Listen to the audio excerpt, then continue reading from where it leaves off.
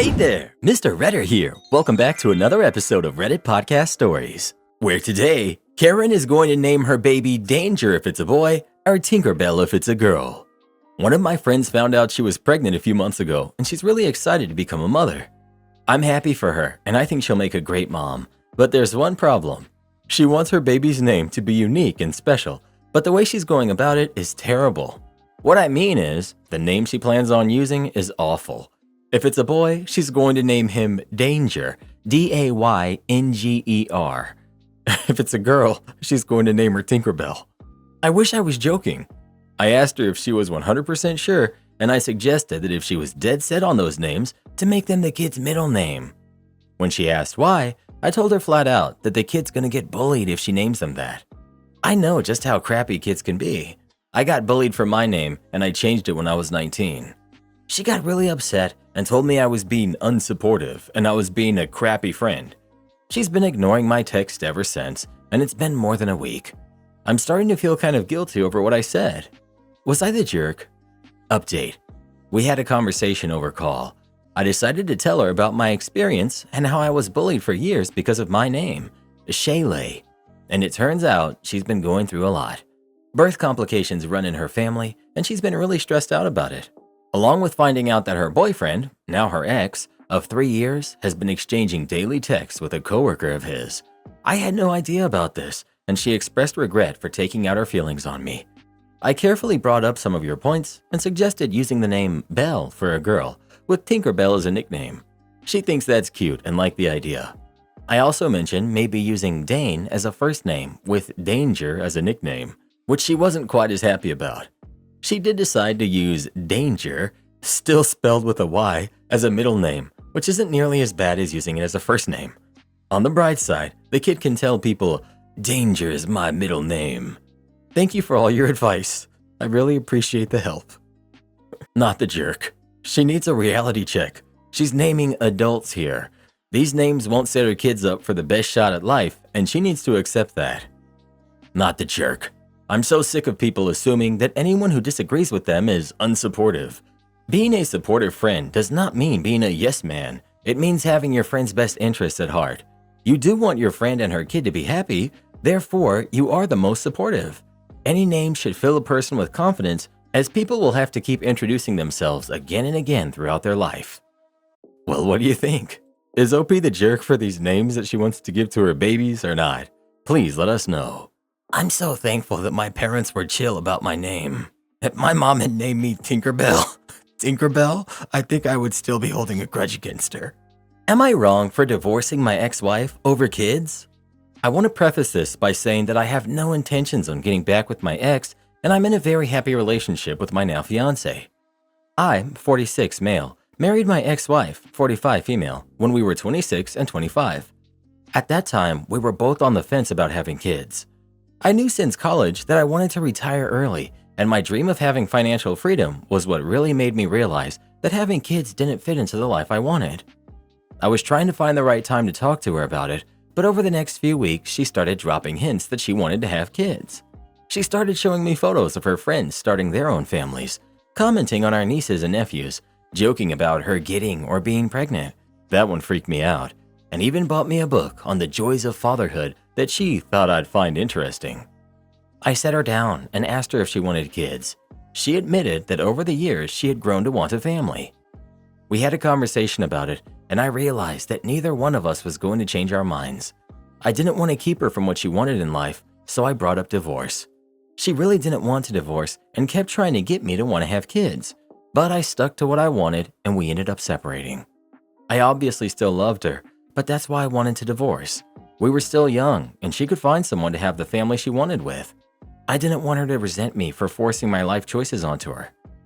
Even after I filed for divorce, she still didn't agree with me and dragged it out as long as she could. So the divorce took almost 2 years. I dated over the years, but never really found someone that I could see myself sharing the rest of my life with until I met my now fiance 4 years ago.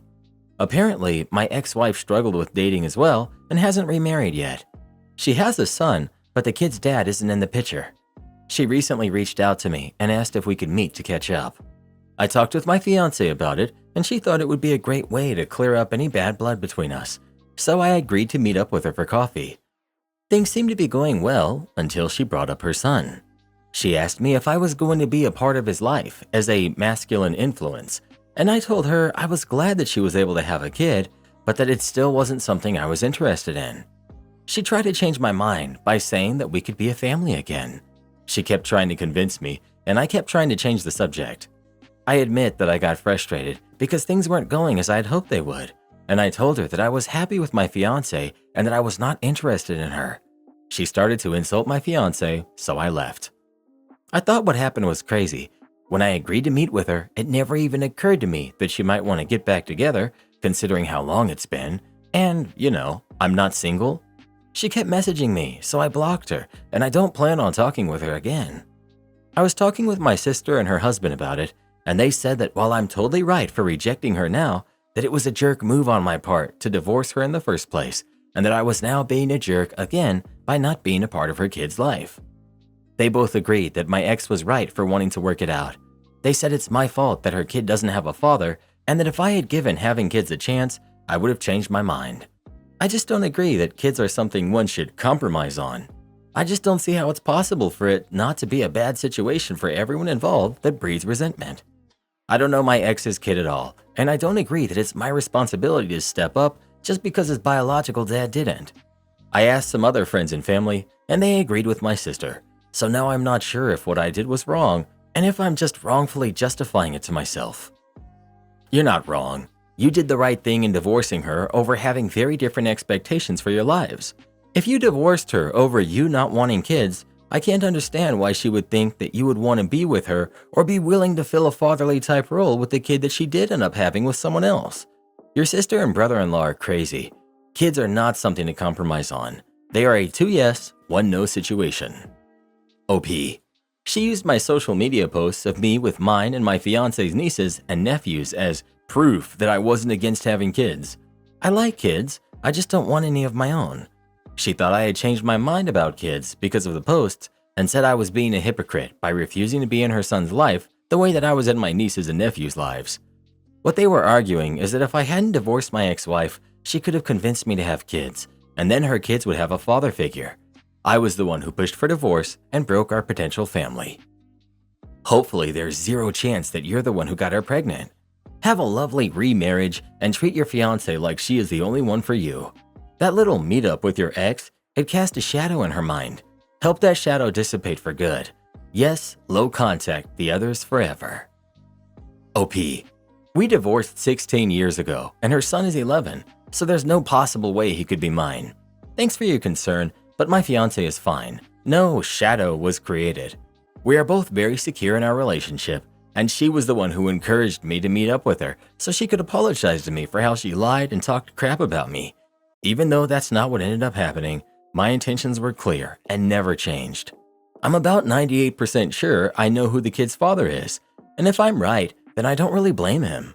I obviously feel bad for the kid, but he was, in my books, still a kid as well.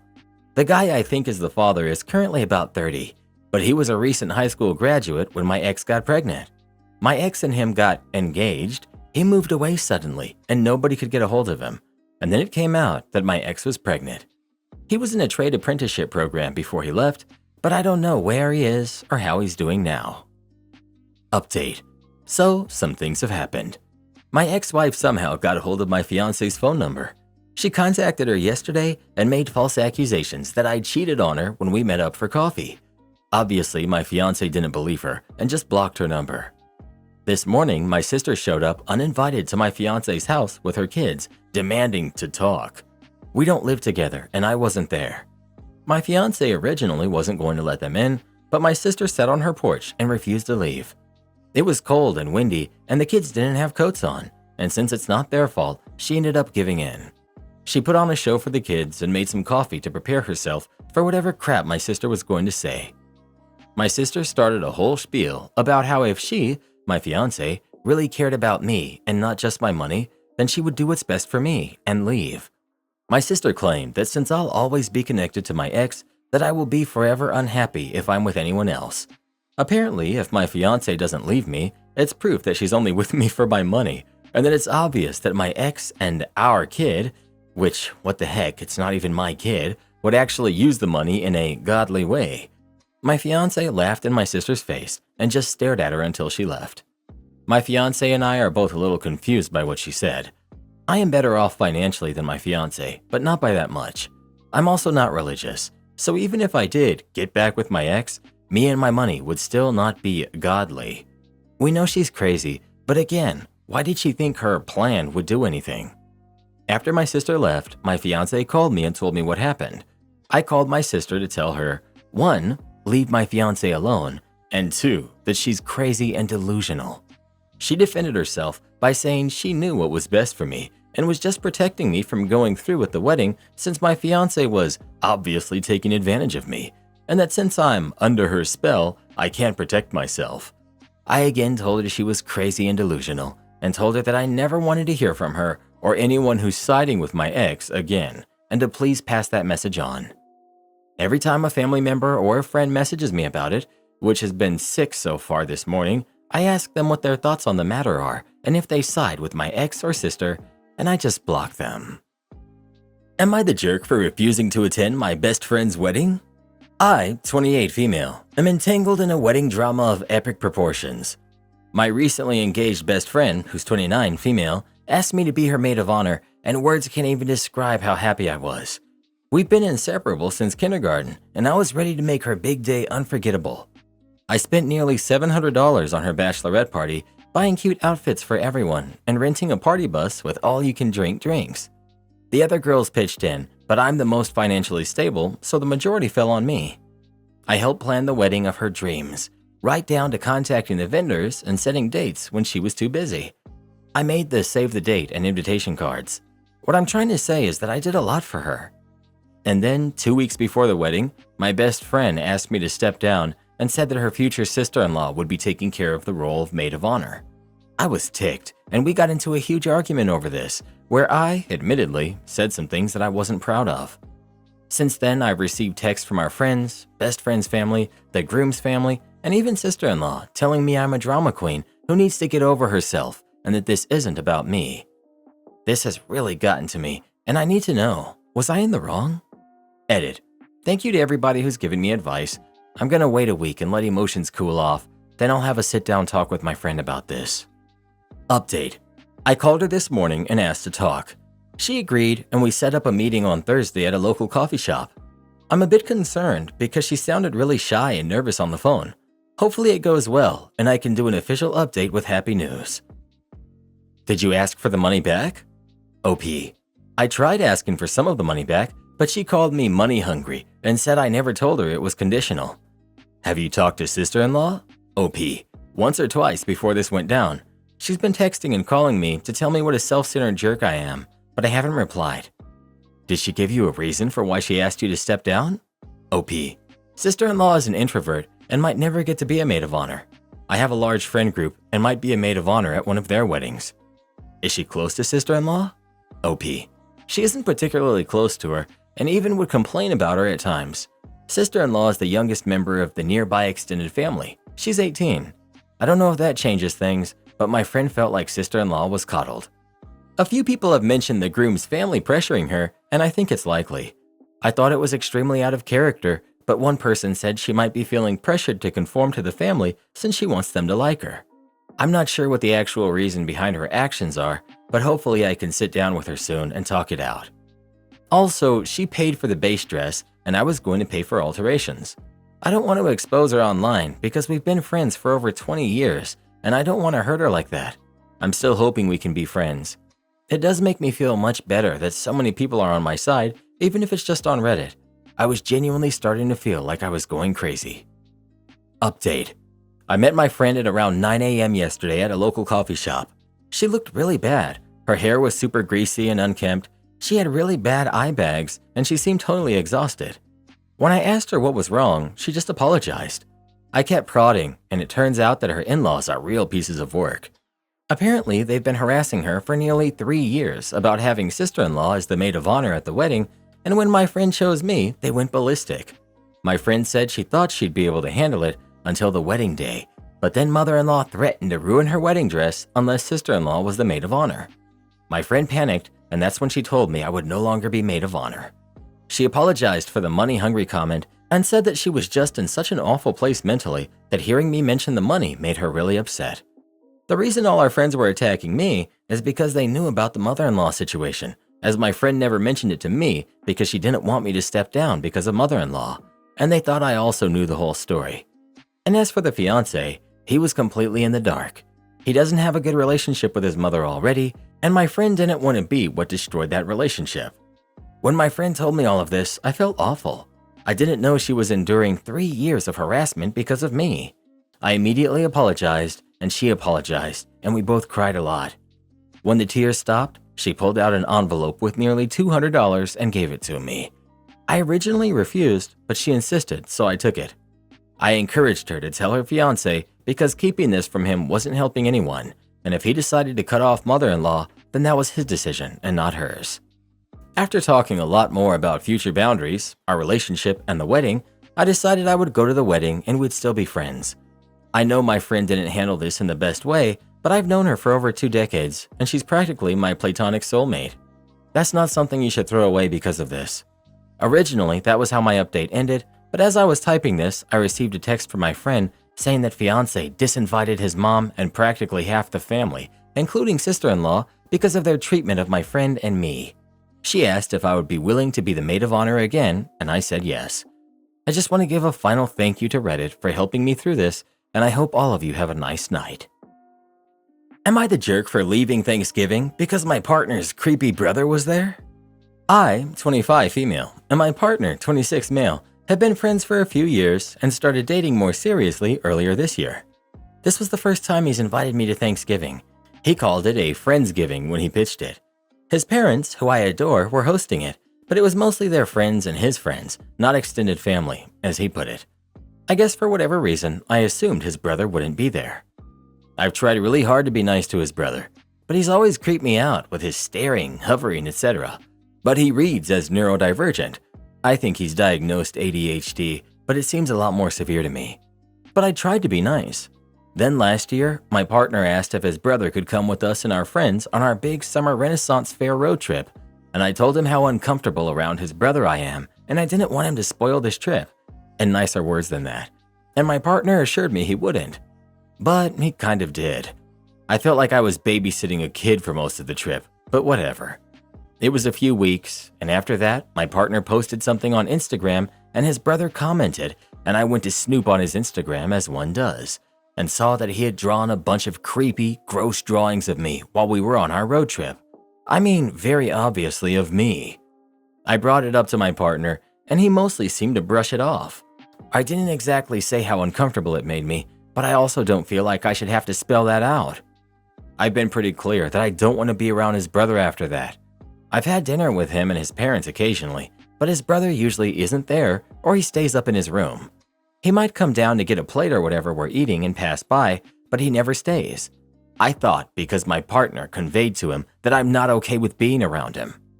Anyway, Friendsgiving today, I was honestly having a blast. I got up early and spent all morning making side dishes. I was enjoying spending time with our friends and his parents. And then his brother turns up and gets sat at the kids' table with us, right next to me. It isn't even that he was there, but that my partner didn't feel inclined to warn me or make sure we weren't sat together or anything. I feel terrible now, like I overreacted, but I just got up to leave. I went over to his coat and I got the keys, and when he asked what I was doing, I might have raised my voice a bit and told him he could either spend time with me or his creepy brother, which was maybe not the right thing to do in front of this whole 20-person gathering. We also drove together, so I kind of left him stranded. But he was at his parents' house with his side of the family, and we live nearby. Someone probably gave him a ride. I went to my sister's about 40 minutes away. He hasn't tried to call or text me. Did I overreact? Am I the jerk? I'm staying with my sister, and she's ready to go into this situation swinging a baseball bat. But I knew she'd be like that, and I wanted some more candid opinions from people who aren't already on my side. The main advice I'm getting is to be more explicit with my communication, and this is honestly something I've been working on for a while. My family isn't a directly and verbally express your needs family, which isn't an excuse, but hopefully is an explanation. I try to remind myself that no one can read my mind and failed in this case. I really shouldn't have blown up at the party, and I'm extremely aware of that. I wish I had stepped out with my partner and reminded him of my feelings about his brother and given him a chance to correct it. I'm sure we've all gotten angry and wished we could take it back. And I guess I should have assumed he would be there. My partner specifically pitched it as some of his friends and some of his parents' friends, and if he had just come down to get a plate like he normally does, it would have been fine. His brand of neurodivergence includes not liking big crowds of people. Also, this guy is 24. I forgot to include that in my main post. He's not a kid. Anyway, I hadn't really had the perspective to consider the long-term feasibility of just avoiding my brother-in-law. I'm going to text his parents to apologize. I should call, but I don't want to demand their attention if they're really upset with me, and explain a little where it was coming from. I took screenshots of the Instagram post that I'll share with them if they ask. I'm going to suggest a pause with my partner through the holiday season, at the very least. If he doesn't dump me first, that is. I don't think this relationship is feasible if he isn't going to do the bare minimum of trying to keep me safe. Not the jerk. And let's be clear. Your partner's parents raised both of their sons to be this way. Your partner is just better at hiding it. It's time to confront him straight up. If he isn't willing to accept that his tolerance of his brother's behavior is disrespectful and disgusting, then he's gotta go. Or just dump him without confronting him. I don't fault people for breakups via text when behavior is that egregious. Not the jerk. I'd yell too if my partner had been that dismissive of something that is a very serious issue. He should never have put you in that situation. If he doesn't apologize to you in essay format with the full MLA works cited page, then he's gone. Seriously though, a partner should never violate boundaries like that, especially ones you very clearly stated. Not the jerk. I do think you should have assumed his brother would have been at Thanksgiving at his parents' house, so it's weird that you assumed otherwise. That being said, your partner doesn't seem like he takes your concerns seriously. It sounds like he's probably going to continue blowing off any concerns that you have about his brother, so I don't know why you'd think he's going to choose you over him. Ever. You're the jerk. So this guy, who you yourself said is neurodivergent, drew some pictures of you that you didn't like, and now you don't feel safe, and you are yelling at your boyfriend, who had nothing to do with it, in front of their whole family at Thanksgiving? And you really think that you're the one in the right? Good thing for them, they won't have you and your drama there next year. Hope your ex can find a decent girlfriend who will laugh at his brother's drawing. At least that's what I would do in this situation. He obviously has a crush on you, and instead of hitting on you, he's drawing pictures of you. If that makes you flip out the way you've described, you should probably get some professional help. Everyone sucks here. Yes, the brother sucks. Yes, your boyfriend should probably be more proactive. Yet, you blowing up out of seemingly nowhere isn't cool. 17 of those people probably had no idea what happened. The way you handled the issue was rude, especially to the hosts. It's pretty ridiculous to not expect the guy to be at his own house, especially if you didn't say anything and didn't ask if he would be there. You could have chosen to not come to the Thanksgiving at all. You could have clearly and directly asked your boyfriend to run interference. Or you could have stood up and moved seats. In the long run, you're the jerk to yourself if you don't learn to speak up and voice your thoughts and opinions when they come up. It sounds like you didn't fully and honestly express yourself at least 3 times. People aren't mind readers. Not everyone thinks the same way. You can't just hope your boyfriend will know exactly what you want when you are using nicer words.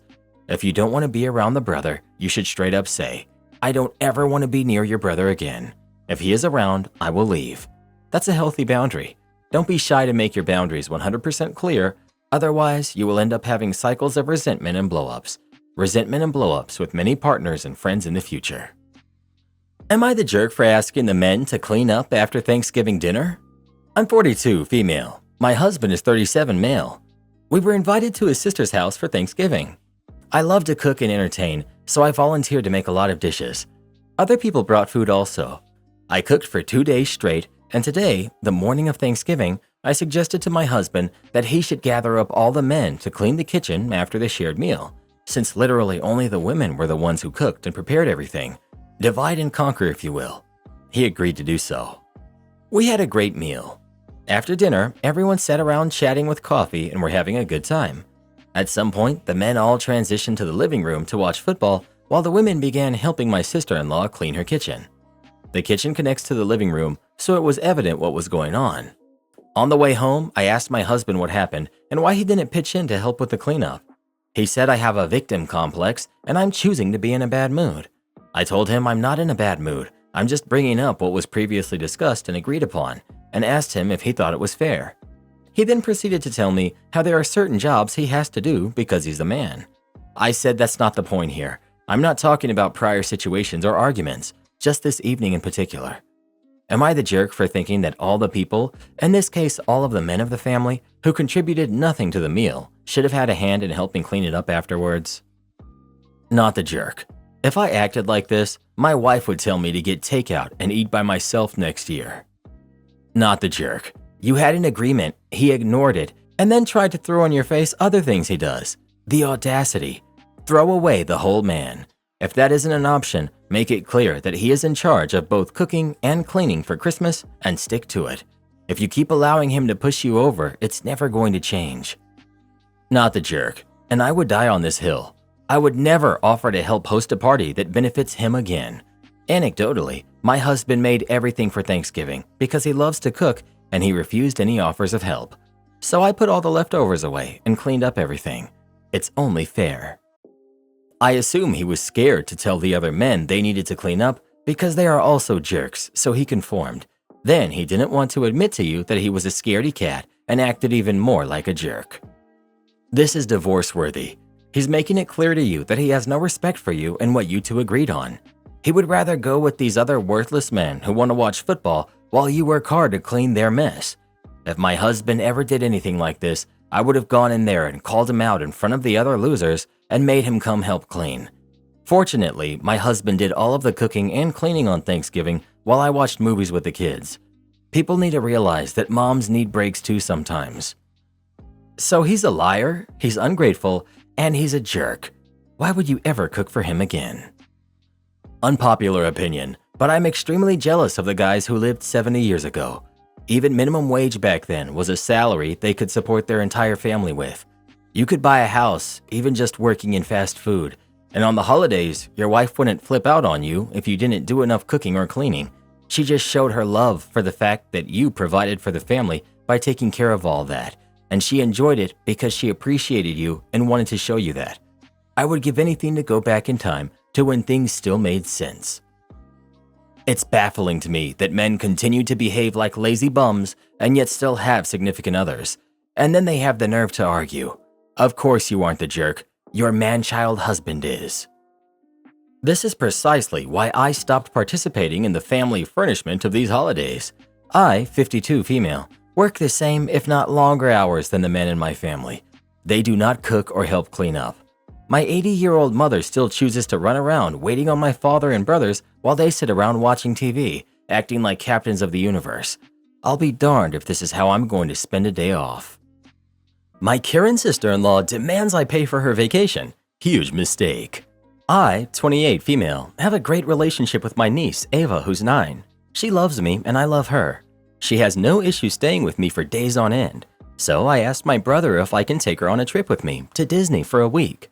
I knew she would love it since we watch Disney movies together all the time. He wanted me to ask sister-in-law. Definitely. She said they will let Ava go if sister-in-law can come along too. I asked her if it was because she didn't trust me. Sister-in-law said no, she just wanted to come with us. I told sister-in-law she can come along with me as long as she pays her own way.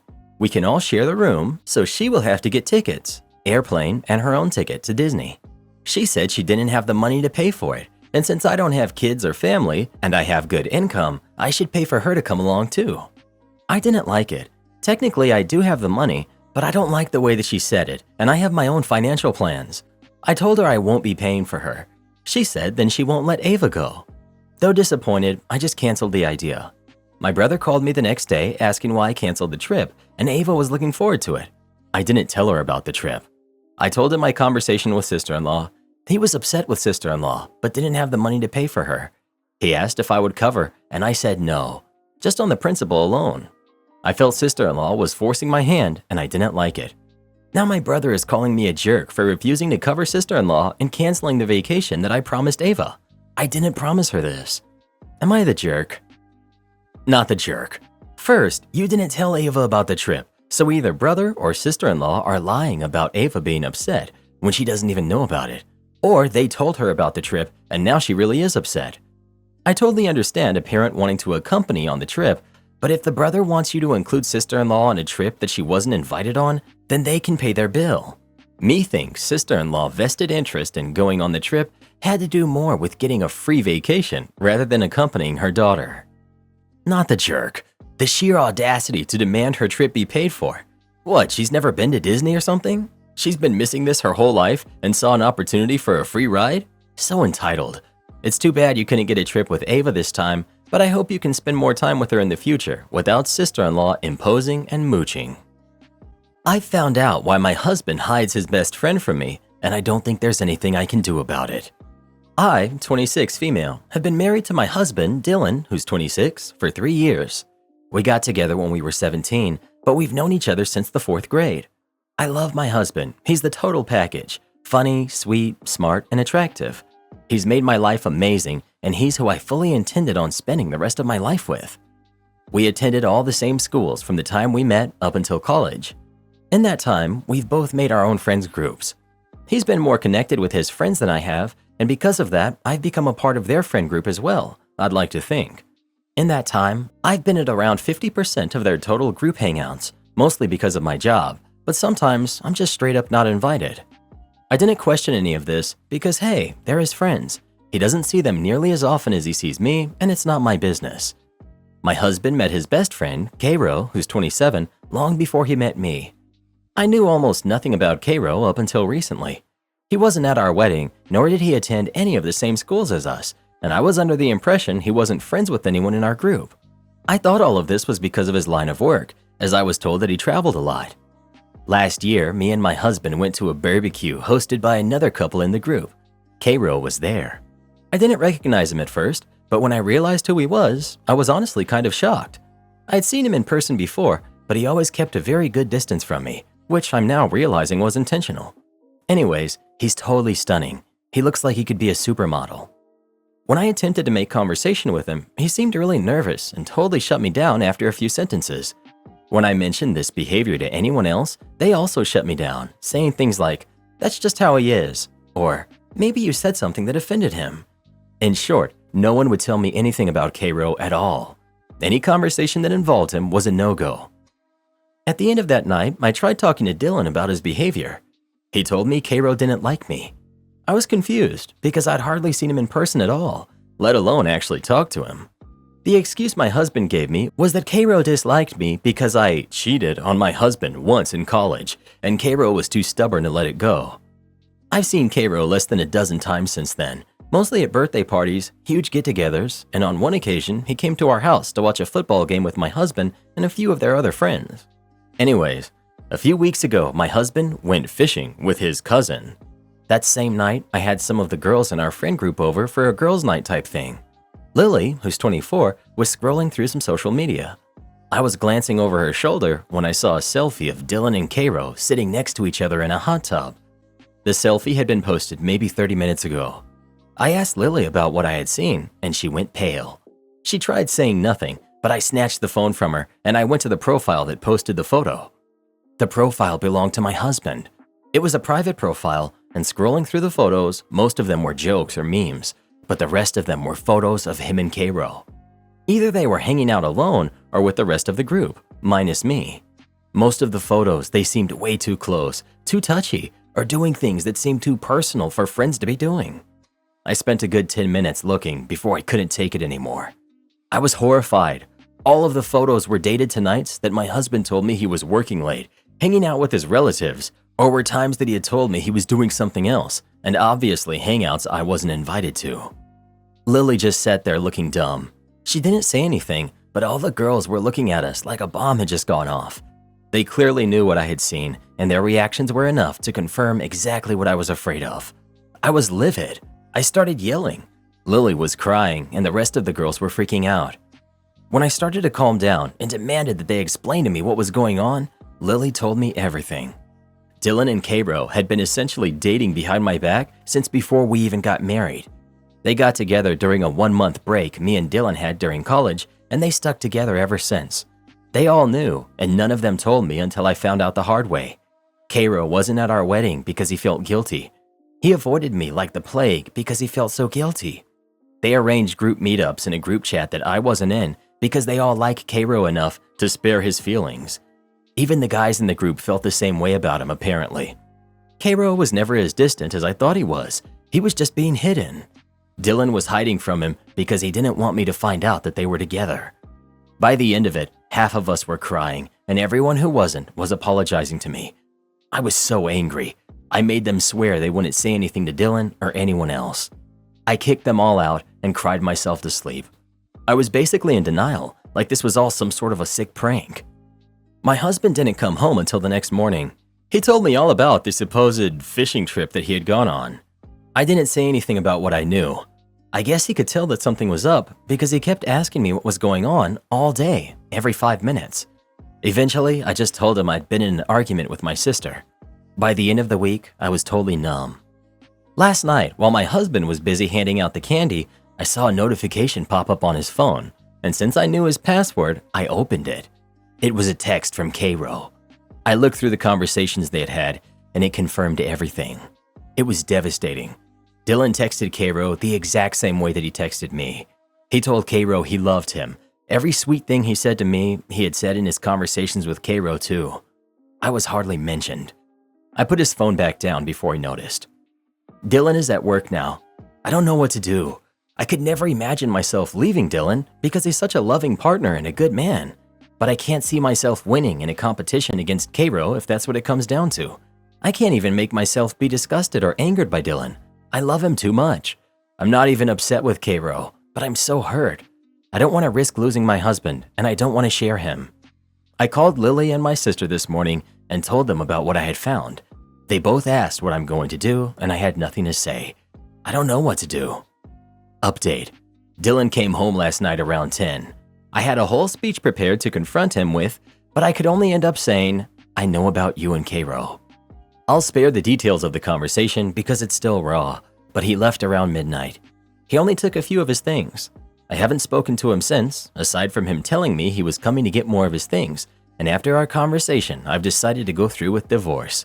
I've collected all the necessary information, and I'll be getting in touch with a lawyer later. Also, I did not cheat. It was a huge misunderstanding between me and my husband that led him to believe and tell people that I cheated. I don't even know if what Dylan said about Cairo's dislike for me was true. Update. Yes, I'm leaving Dylan. No, I'm not going to sue him for everything he has.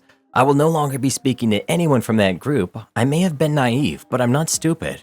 No, I still don't know why they chose to betray me like that, and I don't intend on finding out. Yes, while his parents were accepting of him, I don't think they would have been okay with Dylan marrying him. Update.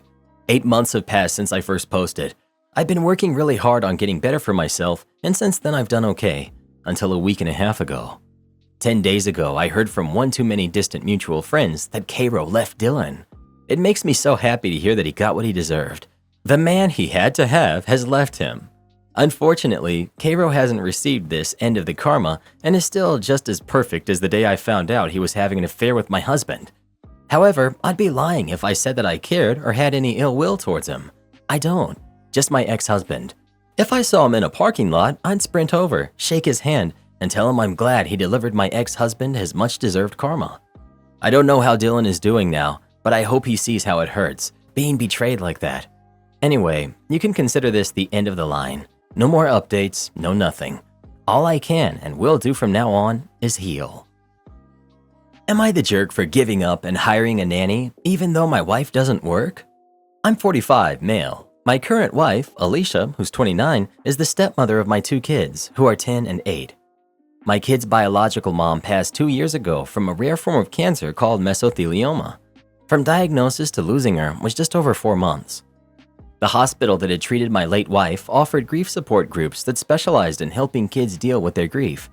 I decided to take my kids to the support groups. Alicia was working in the gift shop of the hospital, so we'd pass each other regularly. My kids were also getting private sessions with a social worker, so I'd sit in the coffee shop and could see Alicia from there. One day I struck up a conversation. One thing led to another, and we married 6 months ago. When I was married with my late wife, I never imagined that my kids would need a nanny. But we started off poor. Things have changed financially. Alicia is a great person who helped me get out of my shell and socialize, always getting me thoughtful gifts. However, she admitted she didn't anticipate the thankless, back-breaking tasks that come with raising kids. Her mom did everything for her growing up, so she doesn't know how to cook, but neither do I. She doesn't drive much, so the thought of carpool lanes makes her want to tear her hair out. Kids can be fickle. Alicia ordered pasta for them once, and my older daughter asked if she could make it like her mom did, and that really set everything off on the wrong foot. The final straw was when my younger daughter got sick. My wife and I were scrambling because neither of us knew how to make the special soup my daughter wanted, and Alicia had never cared for a sick person other than me, and I just grin and bear it. I ended up sending Alicia to a hotel because if she got sick, I probably would too, and I also didn't want her getting sick, period. I realized this was a toxic situation and that I did not marry my wife because I needed a cook or a maid.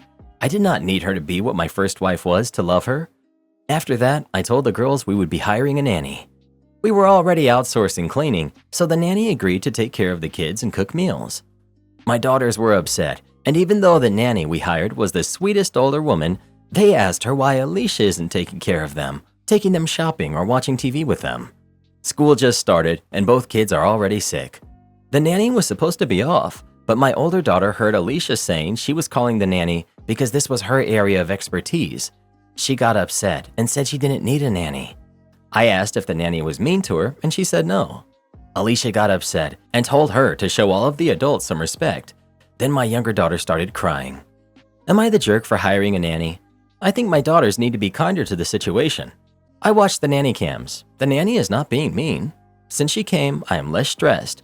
Alicia is less stressed and doesn't feel like she's being forced into a home economics class where it's all about what she's doing wrong. Info. What have you done to help your kids deal with their loss? It doesn't sound like you're doing any parenting at all. You're the jerk for not giving your kids a chance to bond with your wife before getting married. Your nanny is the only good idea you've had so far.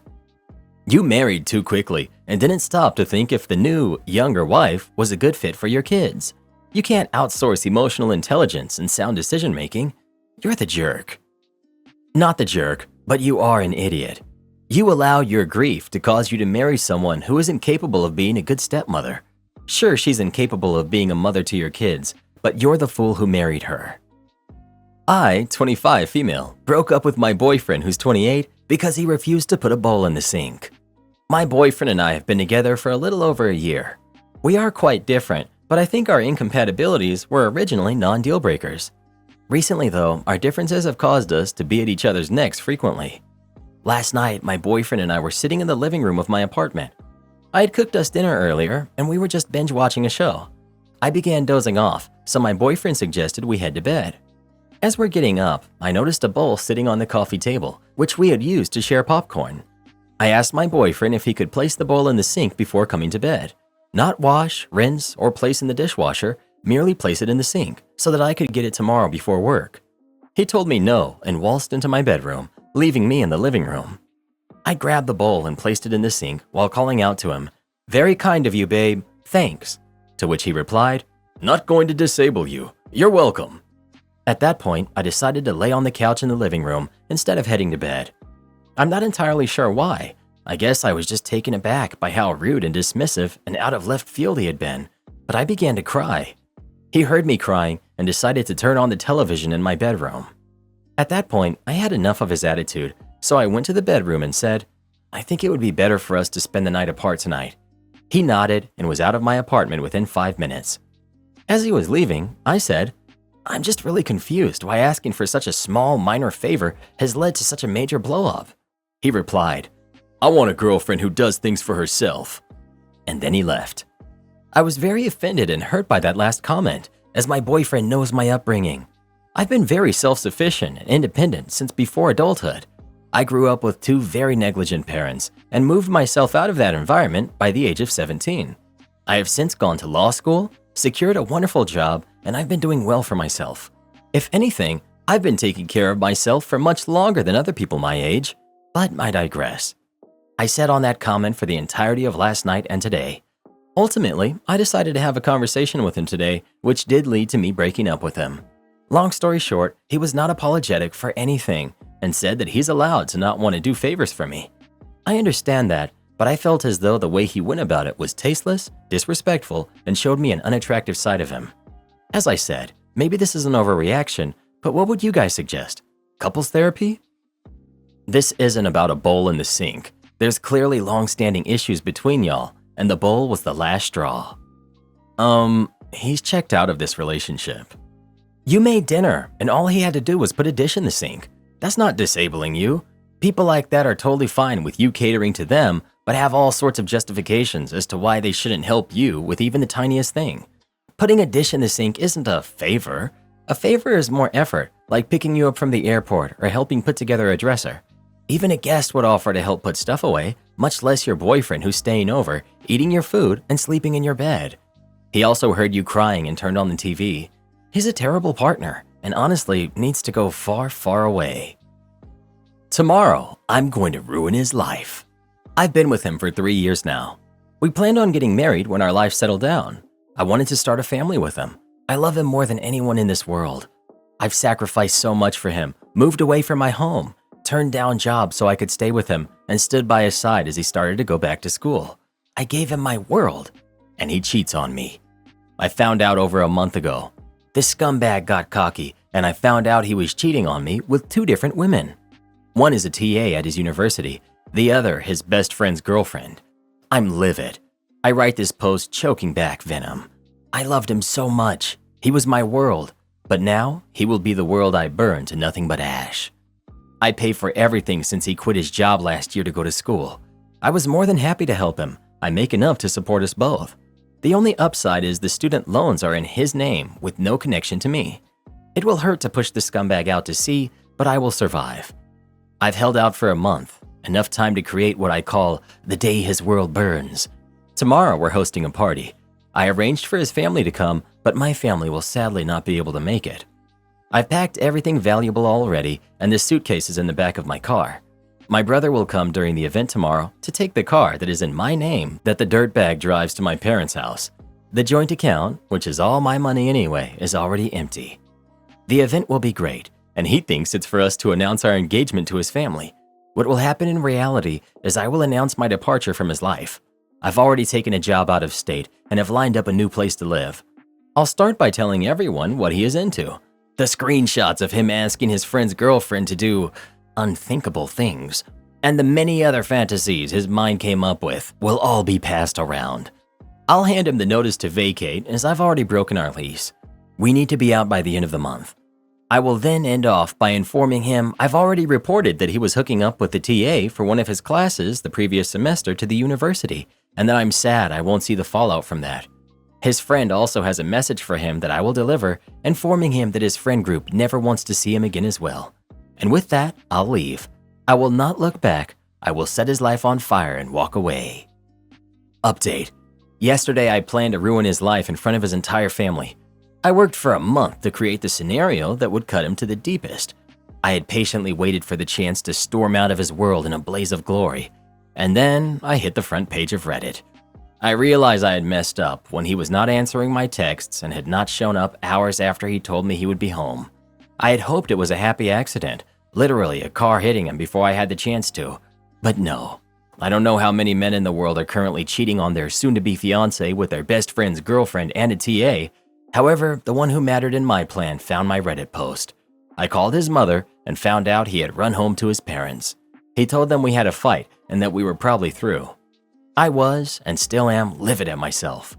His mother asked me what had happened as he left out a few details, so I decided to tell her that he was cheating on me with a TA and his friend's girlfriend. I soon heard shouting before she hung up. I texted my ex that he had until the morning to return my car before I reported it stolen and sent the screenshots of all his texts to his parents and siblings. My car was sitting in my driveway when I woke up. I contemplated sending the screenshots anyway, but his mother sent me a heartfelt text yesterday apologizing for her son's actions, and I feel they deserve to be spared from this. I and my father will be moving all of my stuff today, and I won't be coming back after that. I know you'll be reading this, you cheating jerk. You're a coward. Just know I am not above sending out all of the screenshots if you ever dare to come back into my life. There's a quote from Abraham Lincoln that I think is applicable here.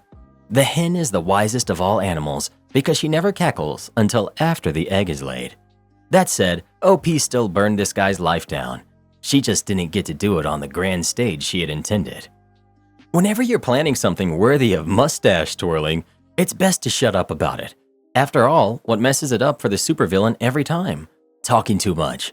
Dude starts monologuing and telling the hero too much instead of just destroying him. While OP isn't the villain in this tale, she's still the one who blew her own plans up. Loose lips sink ships. Am I the jerk for telling my siblings that we have to practice saving food for everyone else? My mom passed 2 months ago, and my fiance and I quickly became the sole guardians of my 3 younger siblings, who are 16, 14, and 11. As much as I loved my mom, I know how hard it was growing up under her and how we didn't have a lot. So when I left for college, I did feel guilty leaving my siblings there knowing they wouldn't have much. But I did so for this very reason, so that I could make enough money to get a house that allowed me to house all of them if needed. They understood why I had chosen to go away to college and didn't resent me for leaving them there, which I'm so grateful for. Although I am in the position where my siblings can stay with me for however long they need to, I won't lie and say things haven't been hard, especially financially. I mean, I went from just caring for myself, my fiance, and our 2 dogs, to caring, clothing, housing, and feeding 3 kids who need stability. It was such a shocking flip to my world and just trying my best to do what's best for my siblings. However, one thing 3 teenagers can do is eat, and I fully understand that we grew up in a household where we would have food one week and then be home dry the next 2 weeks, so we never truly knew when we'd eat a full meal again outside of school. Yet, that's not a worry my siblings have had to face here. It takes some saving and budgeting, but my fiance and I have come up with a way where we can spend $1,400 a month to fully stock up the house.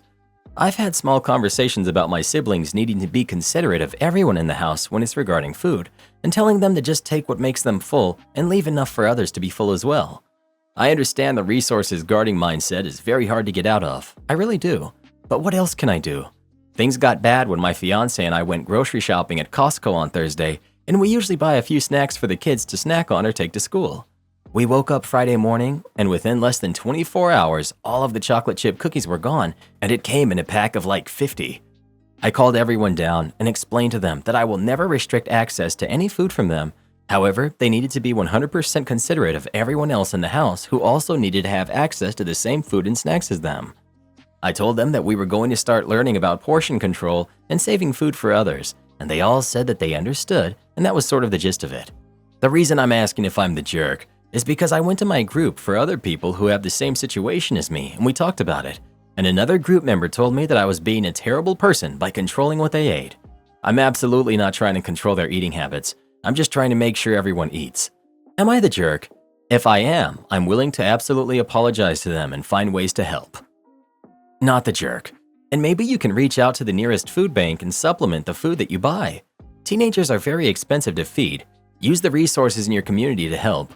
I donate regularly to my local food bank because I want people in my community to not have to worry about feeding their families.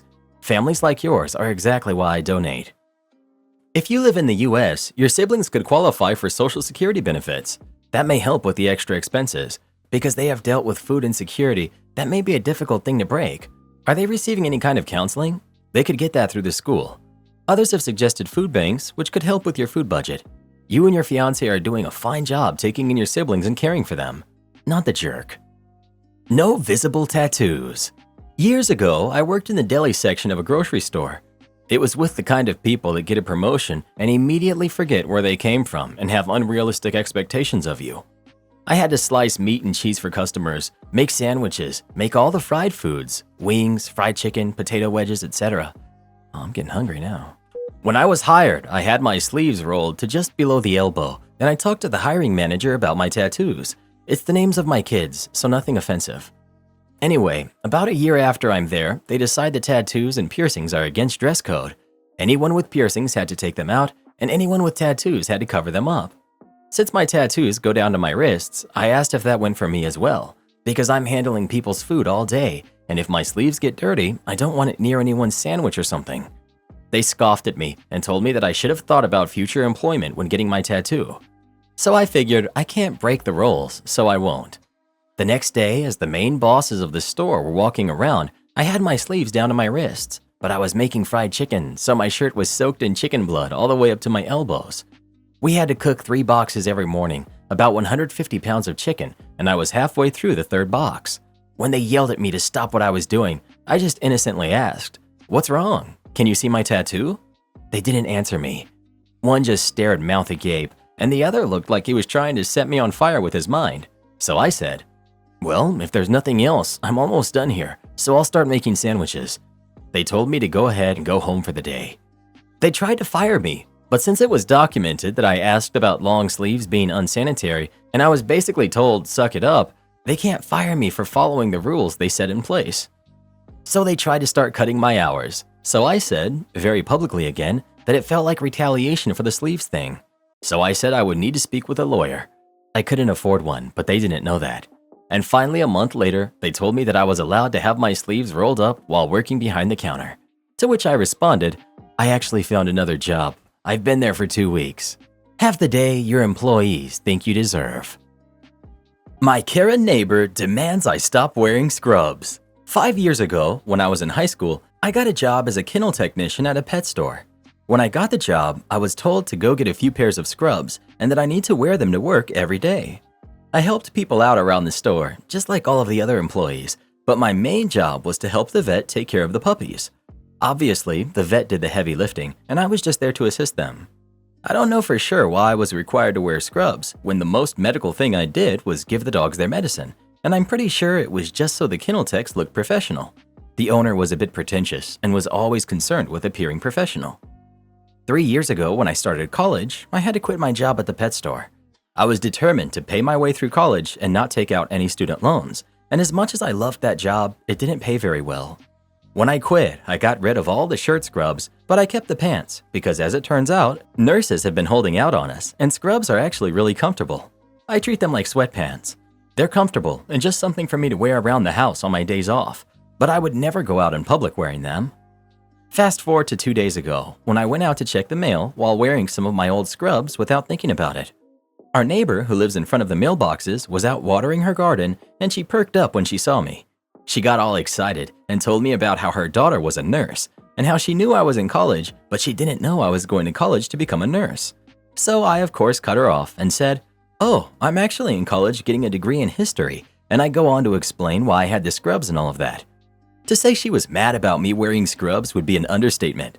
She compared it to stolen valor, when people dress up like veterans and first responders when they aren't. She went on and on about how hard her daughter worked to become a nurse and that nurses have earned the right to wear scrubs. I was honestly a bit baffled because I wasn't trying to pretend to be a nurse, and now one of my neighbors, who I barely even know, is lecturing me in the middle of our neighborhood. She posted on Facebook that afternoon that she saw someone out in public wearing scrubs, and that when she talked to them, it turned out they weren't even a nurse. It was very clear that she was talking about me, but I do appreciate that she said it was a stranger at a grocery store since she's friends with a lot of the people in our neighborhood. I didn't even consider that I could be in the wrong until I saw how everyone who was commenting on her post was agreeing with her. So, am I the jerk? Not the jerk. There's a reason why anyone can go out and buy scrubs. There are no qualifications for wearing them. You could have just as easily been a dental office receptionist or work at a spa. Not the jerk. The spa I go to, they all wear scrubs. The vet techs and receptionists wear scrubs. It's hardly just a medical professional thing. Your neighbor complaining about stolen valor dilutes actual stolen valor. You're not the jerk. As a nurse, your neighbor can go buzz off. There are plenty of other professions that use scrubs outside of nursing. She should also think about finding more substantial things to do with her time. One of the best things about being a nurse is that I basically wear my pajamas to work. I know people who wear scrubs for comfort with no profession at all that requires them. Am I the jerk for taking my daughter to Disneyland? I, 28 female, went on vacation with my daughter, who's 5, and my husband, who's 29, as a last vacation before we are a family of 4. I'm 7 months pregnant, and we wanted to spend some time with our daughter before her brother was born. When I was around 13, me, my mom, my dad, and my little brother went on a Disneyland vacation. It was fun and all until my dad left his phone in the hotel and they wouldn't give it back to us. He had to get a new one, and my mom and dad were so upset that we never went back. I thought this was irrational since it was my mom's favorite place. We went at least once a year growing up. After that whole ordeal, my mom hated it. So when me and my husband wanted to go on a before baby arrives vacation, we decided to go to Disneyland for around 3 days. My daughter loves the princesses and the idea of magic, so when we told her, she was overjoyed. I told my mom when we were at lunch together that we were going on a trip, and when I told her it was Disneyland, she became enraged. I was extremely I was extremely confused because I thought she forgot about it, honestly. She called me a backstabber and just really rude names. She stormed out of the restaurant and I paid and left a few minutes later. A few hours later, my dad called me and screamed at me that this family doesn't go to Disneyland. If you weren't such a spoiled little brat, you would understand that. I was shocked. It was my money I was spending, and I thought everyone was over it. My mom texted me a long paragraph about how she would go no contact with me and wouldn't be my mother anymore if I still went. The trip was fully paid for, so I responded, okay, I guess you only have a son now, and I blocked her. I've gotten at least 60 calls from my family and a few texts telling me that I'm wrong. We still went and we got back yesterday. We all had a blast, and my daughter rode her first big girl roller coaster. She loved every minute of it, so in my opinion, it was all worth it. So, am I the jerk? Edit. I think once I get home, I'm gonna unblock my mom and ask if we can meet up. We haven't spoken since all of this happened, hoping we can meet up for lunch and that we can talk. Also, I've been seeing a lot of comments where people think something way bigger might have happened. I can't remember anything else that happened though. I'm gonna ask if and when we talk though. I'll keep you posted. Edit 2.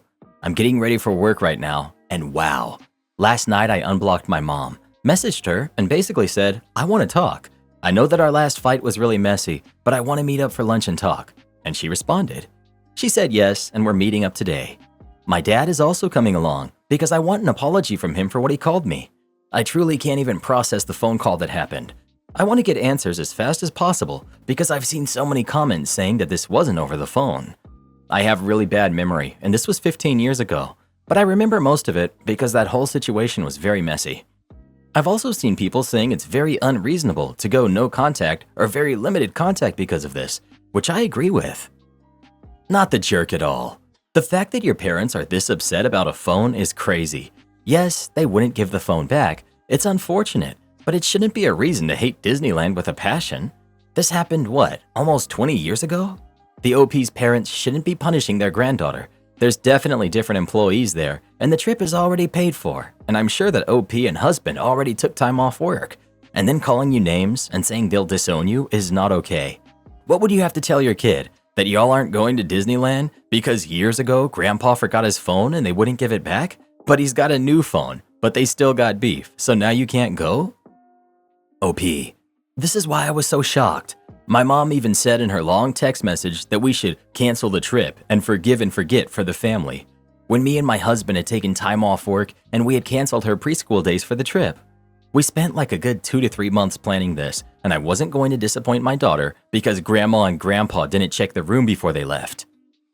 So why wouldn't your parents just call the police on the hotel back then? Or some sort of higher manager? If it was that important, you'd think they would have fought for it. OP. We did. They put it in Lost and Found, and it was very confusing on our end. It got to the point where we just gave up and he got a new one. After all these comments, I'm starting to get scared maybe something bigger happened. I think I might unblock my mom and ask her. Update. Around 1 p.m. yesterday, we went to lunch. My husband didn't come along because he had an important meeting at work. I wasn't that scared anyway because we were going to a pretty popular restaurant and it wasn't like I would be alone with them. We got there and sat down. I started talking to my mom and dad and started asking my questions. It was mostly just, why would you get so mad? And it's my money and I wanted to take my daughter to have a fun vacation with her parents before she has a brother. And I was met with them gaslighting me and thinking because they don't love Disney, I can't go. I was on the verge of tears and leaving, so I asked my final question that I really wanted an answer on. This can't be over a phone. There has to be something going on to make you blow up like this. Then they finally told me what really happened. So my dad did actually leave his phone. When housekeeping went to clean our room for the next family to arrive, the woman who was cleaning took the phone and took it to Lost and Found. She saw my mom's contact on my dad's little smartphone and called her, and we went back to pick it up. But the woman also saw another contact that said, baby. My dad was cheating for a good year to a year and a half. She told my mom, and my mom blamed her for ruining her marriage by telling her. That's why they hated Disney, because it ruined their marriage. I walked out after that. I didn't pay either. I don't think I'm going to talk to them after this, only if my daughter and son want to. They betrayed my trust and never apologized either for what they called me a few days ago. I don't know why we never got the phone back. probably never will know, but here's the official ending of this crazy story. Your mother was in denial about your father's affair, so she just decided to hate an entire company? That's delusional. And that she's still okay with your dad after all of that? I don't blame you for wanting no contact after that. My theory is if they got the phone back, they'd have to face the fact that your dad was having an affair. By leaving the phone behind, they could pretend the contact baby and the affair never existed. Am I the jerk for wanting to end my relationship because my fiance wants to spend Christmas with his daughter and ex-wife? I, 29 female, met my fiance, who's male 35, 5 years ago. He had a 2-year-old daughter who he has shared custody of with his ex-wife, who's 40. I always admired his friendship with his ex and how they're raising their daughter together amicably. The first Christmas, he told me that he was going to spend it with his ex-wife and baby. He stays the whole 3 days, the 24th to the 26th. I didn't even think about it because we had only been dating for a few months. I usually fly home to my parents on Christmas anyway. This happened every Christmas afterwards, and I was fine. He proposed to me in February. Yesterday, he asked me if I was going to buy my flight to my parents early so I don't need to pay 3 to 4 times the cost if I buy it around Christmas. I was surprised. I told him that I thought that we could do Christmas together this year. He said, "What? We?" His ex-wife and he always celebrate Christmas together for the daughter's sake. I told him that it was not okay now that we're engaged to be married. I asked him why they don't alternate Christmases like other divorced couples, but he said no, we promise to make our daughter's life as normal as possible. I started thinking after his words, I don't know how this will work in the future. After 5 years together, I'm still shipped away every Christmas, and I know it's for his daughter who I adore, but I feel sick to my stomach. I think I want to end the relationship, but he thought I was being so selfish and horrible. I do feel horrible too, but I don't see any future with him. Update. Fiance just got home and showed me a text he got from his ex.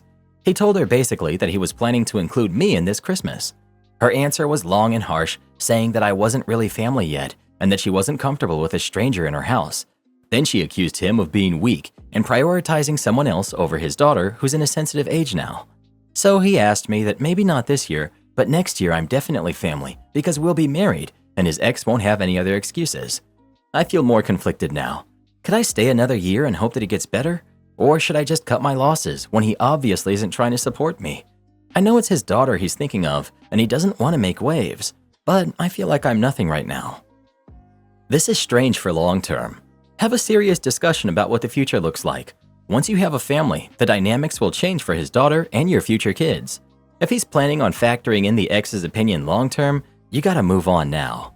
OP. Thank you.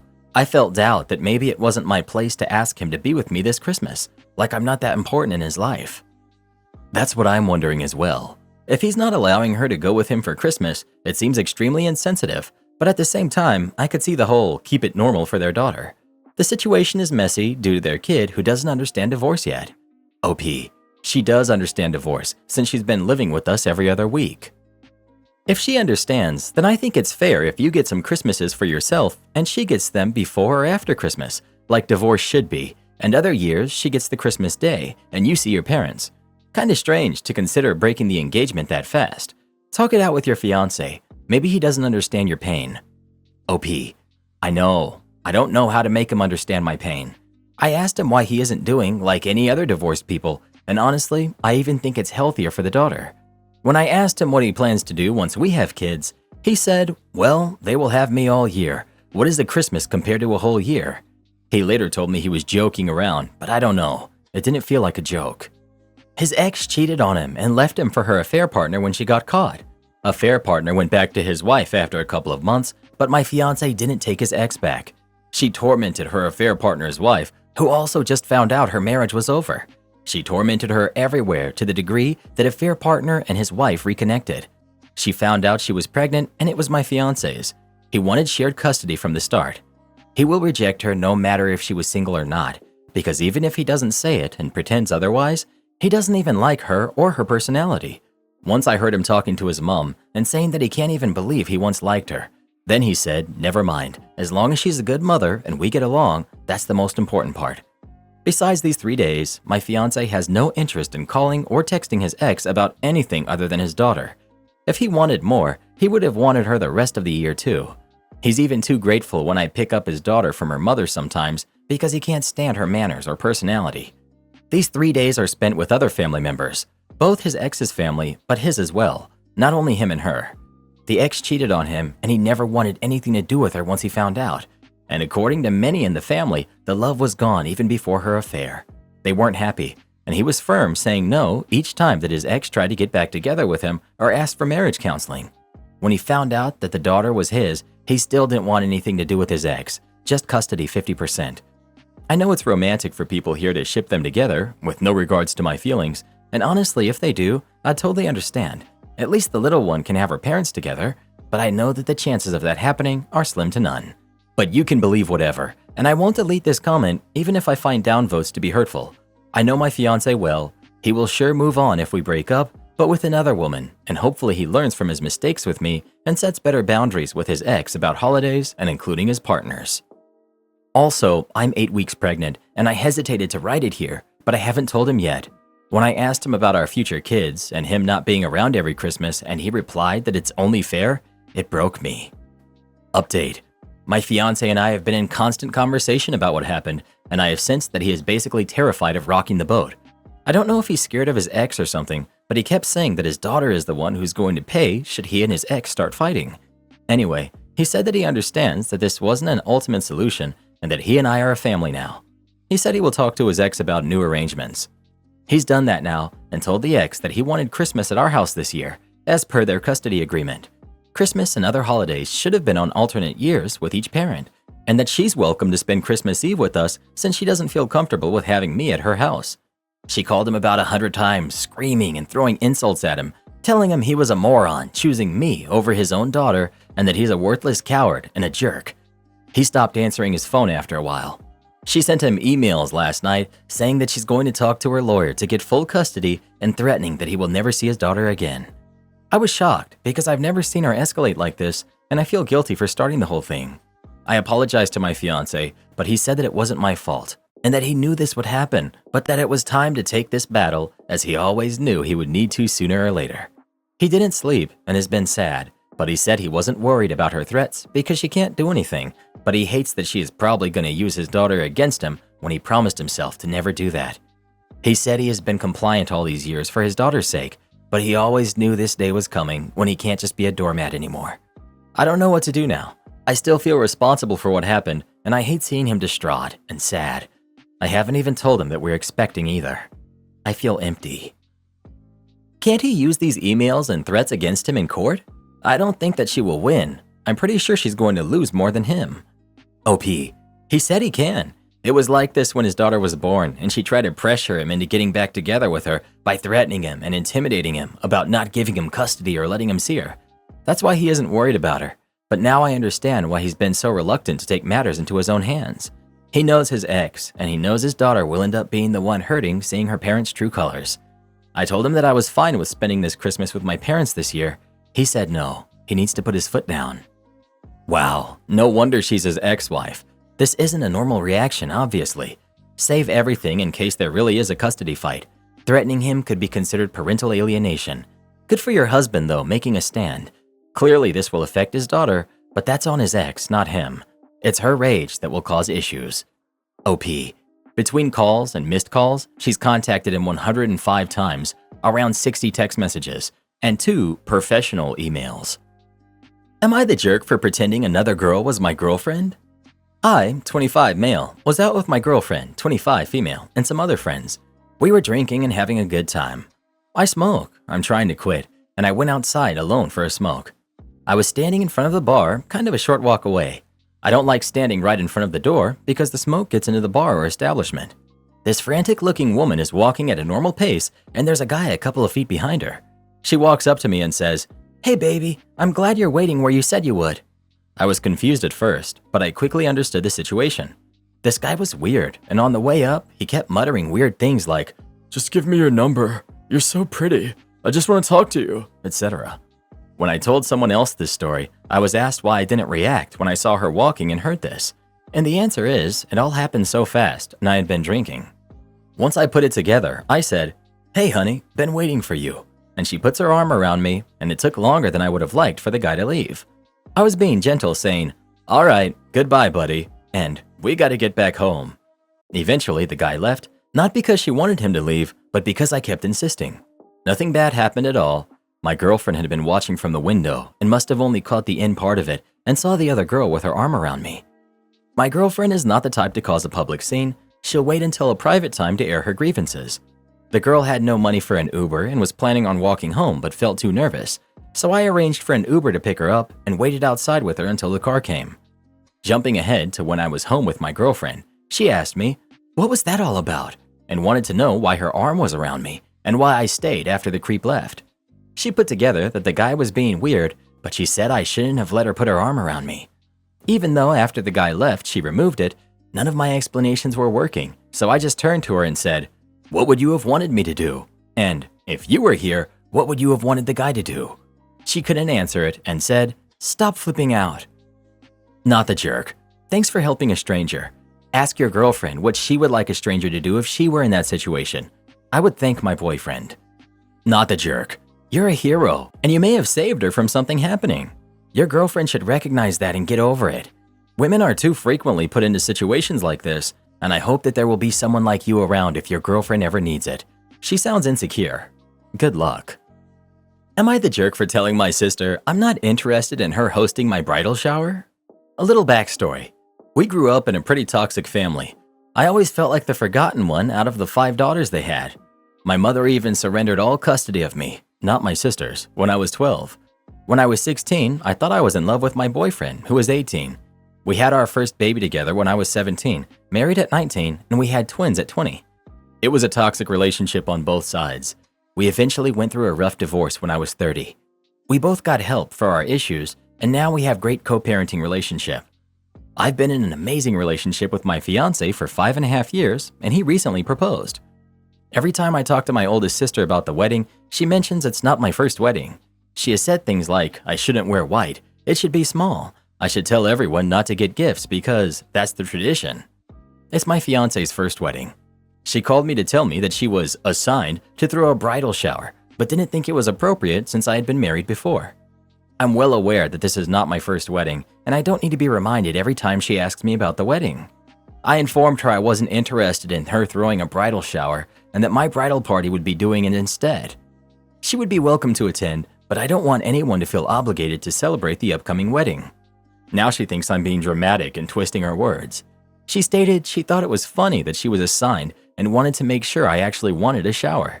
She also mentioned again to tell the bridal party to make sure and put on the invitation not to bring gifts since I'm already established. I honestly don't care if people bring gifts or not, but why is she pushing this? I told her I wasn't interested in arguing or talking further on this topic. My fiance is the baby of his family, and they weren't sure he'd ever get married since he's 40. They want to celebrate all the traditional wedding things for us. His family is great, and they've accepted I and the kids from the beginning. I want him to have that experience as well. Should it matter that I've been married before? Am I the jerk? Update. To answer a few common questions, she's been married for over 20 years. Not positive who exactly assigned her this role, as my matron of honor was already planning the shower. I assume my siblings felt obligated, but didn't really want to do it and assigned it to her. I don't think she's jealous of the gifts or wedding, or don't really understand why she would be. She is only a guest and does not have a role in the wedding. I don't think she would say or do anything at the wedding. She likes to project the perfect persona in front of other people. Due to the family dynamics, most of my family's not invited. Only 2 sisters are on the invite list. I've been clinging to these 2 relationships since I've gotten no contact with most of the family. While I know no contact is what's best sometimes, it feels like I'm the problem since they all still have contact with each other. Not the jerk. Who's assigning her these jobs? You need to shut her down whenever she tries to talk about the wedding and not let her have anything to do with the arrangements. Karen mother tries to marry me off to a stranger. I went out on a Friday for a few hours with some friends. Just some shopping and catching up. I haven't seen some of them for the last 2 years because of lockdown, when we used to hang out almost every week. And I'm leaving the country in a few weeks, so we took this opportunity to use as a catch-up and a farewell party. I was out from late afternoon to about 9 or 10 p.m. When I got home, I took out my keys to unlock the gate, but it wouldn't fit. I tried to turn the key around, yes, like a USB, thinking it might fit the other way, but it still would not fit. I called my mother and she didn't pick up. I called my grandmother, who lives with me, but she was out with her friends as well and wouldn't be home anytime soon. At this point, I was angry. My mother already burnt a couple of my work pants the day before because I refused to wear a dress to work. My line of work requires me to move around a lot, so a dress or an office skirt was not suited for my environment. I shook the gate, but no one was home, so I picked the lock. I opened the metal gate after a few tries. Luckily, the wooden door behind it was not locked. The neighbors did call the cops on me, and of course, I had to show them that I actually lived there and this was my legal address.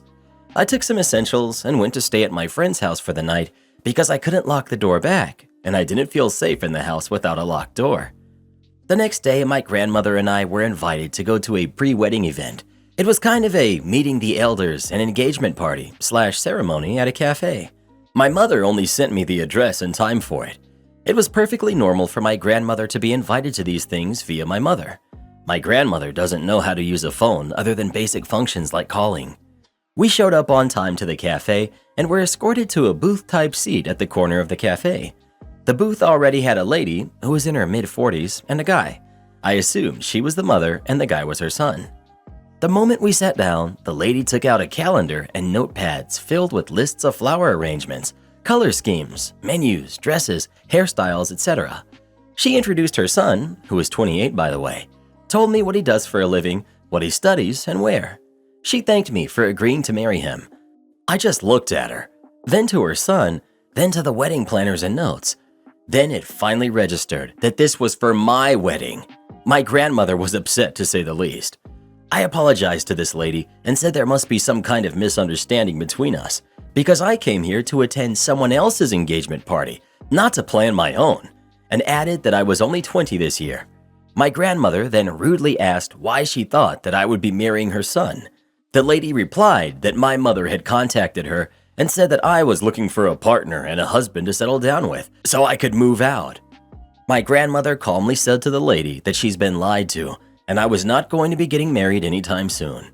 She said her son seems nice and hopes that he finds someone who likes him to marry in the future, but it was not going to be me. We got up and left. When we got home, I found my things stuffed in a black plastic bag outside the door. My grandmother opened the door and told me to bring my stuff inside. The moment I stepped through the door, my mother yelled that she put so much effort into finding a guy who would talk to a girl like me to marry and that I should just be grateful. She didn't just try to marry me off to some older guy, and I should be happy she found someone around my age. She told me I embarrassed her because the mother called her and told her what she did was not okay and to not do it again without even asking or informing me properly.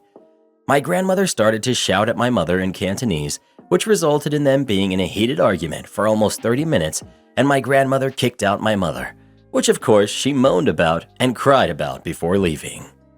But I didn't retire.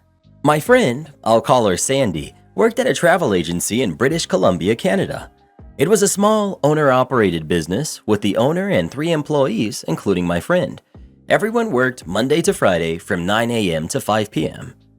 One of my friend's coworkers, I'll call her Jane, an older woman in her early to mid-60s, was a longtime nuisance employee. Among other sketchy behavior, Jane was always scamming ways to take time off over and above her official paid vacation time. In order to make up for the lost hours, she would claim overtime hours and pay by supposedly going into the office during her off hours to finish up work without even being requested by the owner to do so. Despite being caught in her own lies on a number of occasions and being warned about trying to claim for unsanctioned overtime, the owner of the travel agency was reluctant to officially reprimand Jane or get rid of her. The reason being is the owner discovered after she had hired Jane that Jane had actually been fired from her previous job at another local travel agency for pulling the same stunts. However, Jane had sued her former employer for unfair dismissal and had won a settlement. After a few years of my friend Sandy working at the travel agency, the owner was ready to retire and offered to sell the business to my friend. Sandy took her up on the deal and took over the business while keeping on Jane and the other employee. Once again, just as the previous owner was afraid to get rid of Jane, so was Sandy for fear of being sued. When Sandy took over the business, she instituted guidelines regarding taking time off, and she established an official no overtime policy. Jane would still try with her shenanigans, but was far less successful in getting what she wanted with my friend in charge. However, Jane still had one trick up her sleeve when she wanted to take time off on a whim. Sandy was a divorced single mom of 2 boys who were heavily involved in youth hockey. She would sometimes leave the office an hour or 2 before closing to get her boys to hockey practice or a game. In order to avoid requesting in person and potentially being denied, Jane would wait for Sandy to be out of the office to book a day off if she didn't feel like coming into work or had made plans. Sandy would then arrive at work the next morning only to discover that Jane wasn't coming in. Despite this happening a number of times, Sandy would usually let it slide since there was now a definite no overtime policy. Therefore, Jane could no longer claim to come into work on the weekend or after hours in order to try and make up for the day off. She would either miss out on a day's pay, in turn saving Sandy money as the owner, or it would come out of her remaining paid vacation days. Moreover, 2 people in the office at one time could usually handle everything. Jane not coming in was really a no-loss situation for Sandy. There was one time, however, when Sandy was going to be away for 1 to 2 work days just before the weekend to take her boys to a hockey tournament. She told both Jane and the other employee, both verbally and in writing, that they could not book time off for the dates in question since she would be away and needed both of them in the office. Within a few days of giving this notice, Sandy went into the office on a Saturday to do some paperwork and go through the sales for the week. This is when she discovered that, only the day before, Jane had booked a trip for her daughter and son-in-law to Las Vegas, as well as a plane ticket in her name to Calgary, where her daughter lived. Both the trip to Vegas and the trip to Calgary coincided with the dates Sandy would be out of the office. Sandy then checked the vacation booking schedule to further discover that Jane had indeed booked the days off that she had expressly been told she couldn't have. Not mentioning she had discovered the travel Jane had booked for herself and her daughter, Sandy emailed Jane telling her she would have to deny her days off since she had already been told they were unavailable because she, Sandy, would be away and needed Jane in the office. Through a continued series of email exchanges, Jane replied and outright lied to Sandy with some excuse about her daughter getting some long-awaited medical treatment or surgery, and she needed to go to Calgary to help out for a few days and to look after her granddaughter. Sandy replied to this lie by telling Jane she knew about the trip she had booked to Vegas for her daughter and son-in-law, that Jane's trip to Calgary was most likely to babysit her granddaughter while her daughter was in Vegas, and that she would still have to deny Jane the days off, especially since she booked them after being told they were unavailable. Jane countered in her subsequent reply, without even addressing the fact that she had been caught in a lie, that she had been a dedicated employee of the travel agency for several years and couldn't understand why she was being treated so unfairly after all she had done for the business. She then wrote that since she wasn't being treated as a valued employee, she had no choice but to retire and was giving her 2 weeks' notice. Despite Jane's threat, Sandy replied that she would still be unable to grant her the days off and left it at that without making any mention of Jane's threat to quit and retire. Sandy then contacted her accountant, who also acted as her de facto business advisor, and explained what had happened with Jane.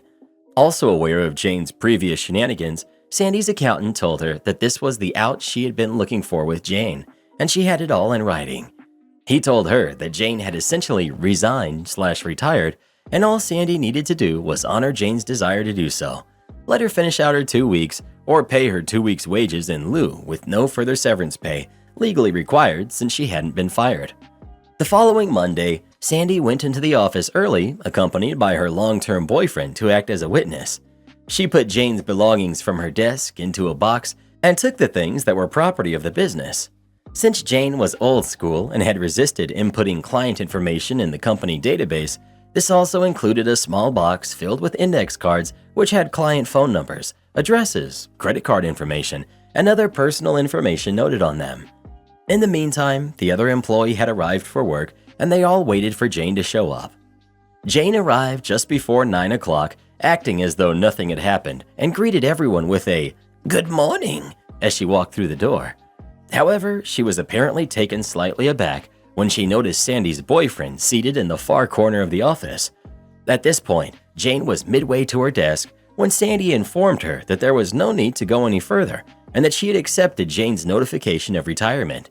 She then handed Jane a check compensating her for the hours she had worked in the current pay period, as well as 2 weeks' wages in lieu of Jane finishing out her 2 final weeks before her retirement. Jane was dumbfounded and went into panic mode. "But I didn't retire. I'm not ready to retire."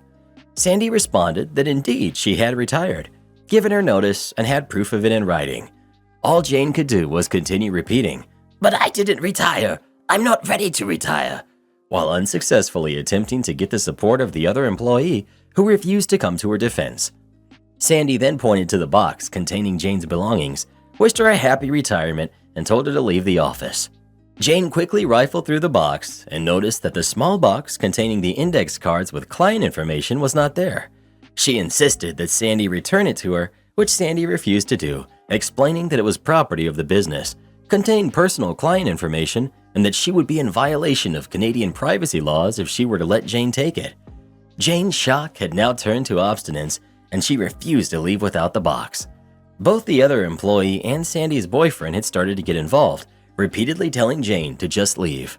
Sandy then informed Jane that if she didn't leave, they would have to call the RCMP, Canadian Police, at which point Sandy's boyfriend dialed 911 to inform the dispatcher of a disgruntled former employee at XYZ Travel Agency who was refusing to leave the premises.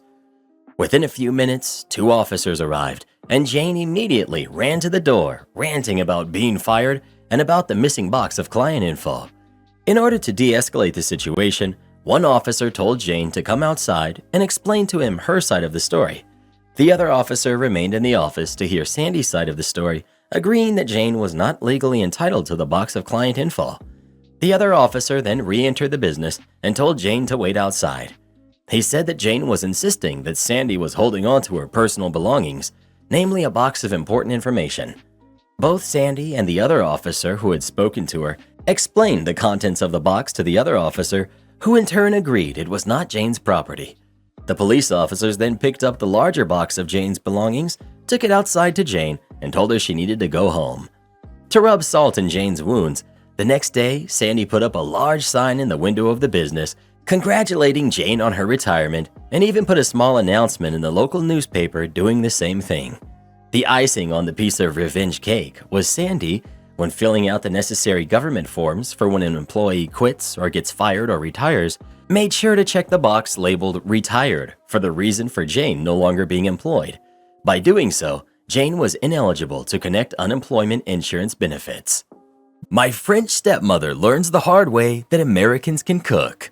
This happened today, and my brother and I are still laughing about it, except Gabrielle, my stepmother, and Dad, who's embarrassed. Dad came into town to visit my brother, let's call him Mark, and me for a few days, and he brought Gabrielle with him. Gabrielle has her good traits, but she does have this one really nasty trait. She is notoriously picky and critical when it comes to food. You know the stereotypical snooty and rude French character in movies and books who always complains, "That is not how it's done in France." That's how she is when it comes to food. Going out to eat with her is embarrassing. She constantly sends back food, is insistent on food being made a certain way, and always demands certain things be done a certain way. One time, she asked the waiter to bring some mustard to the table. Not 2 minutes later, she called him back because, "The mustard is old. Bring us a new unopened bottle." More than once, I've had to apologize to the waitstaff on my family's behalf, and I told the manager that I will vouch for them should Gabrielle leave a bad review on their site. She's made waiters and managers cry. She's that bad. Honestly, I have no idea why my dad puts up with her when she does that, even though I know he's just as embarrassed as Mark and I are. We can only chalk it up to Gabrielle having some magical traits about her, if you know what I mean. When they got here yesterday, for some reason, they insisted they wanted to go out to dinner. Dad recommended our new favorite diner, which is known for its breakfasts at any time of the day. We live close to a major interstate, and the saying about truckers knowing all the best diners and hole-in-the-wall places is true. It's a greasy spoon in every sense of the word. Right out of the 50s, every leather booth filled with truckers or locals, waitresses who automatically know their regulars' order by heart and they don't put up with crap from anyone. A bustling kitchen, and while spotless, it's just worn enough to let you know that many people have been there. In other words, it has character. It may not look like a 5-star restaurant. It has some of the best breakfasts you're ever going to eat. I was hesitant to take Gabrielle there, if only because I didn't want to ruin the staff's day. Mark and I have been there enough times that the waitstaff and cooks know us. However, Dad wanted Gabrielle to experience a true American classic and was offering to pay. So off we reluctantly went. Luckily, we got there when it wasn't too busy, so I told Dad to find a parking spot and I would go in and get us a table. The reason I did this was so I could warn the staff about Gabrielle and apologize in advance for anything she did. Fortunately, our usual waitress, let's call her Mary, thanked me for the warning and warned the rest of the staff. We go in, get our booth, and Gabrielle starts trying to pull her usual stunts. I won't go into everything she did because we'd be here forever, but I'll leave a highlight reel. 1. Gabrielle sent Mary back 3 times with the coffee because, in order, "It's too cold, it's too hot, there's not enough cream." Finally, Mary, who doesn't let anybody push her around, just slapped the coffee pot on the table along with the cream and sugar and told Gabrielle to do it herself because she wasn't going to go back again. This made Mark and me chuckle and Gabrielle steam. 2.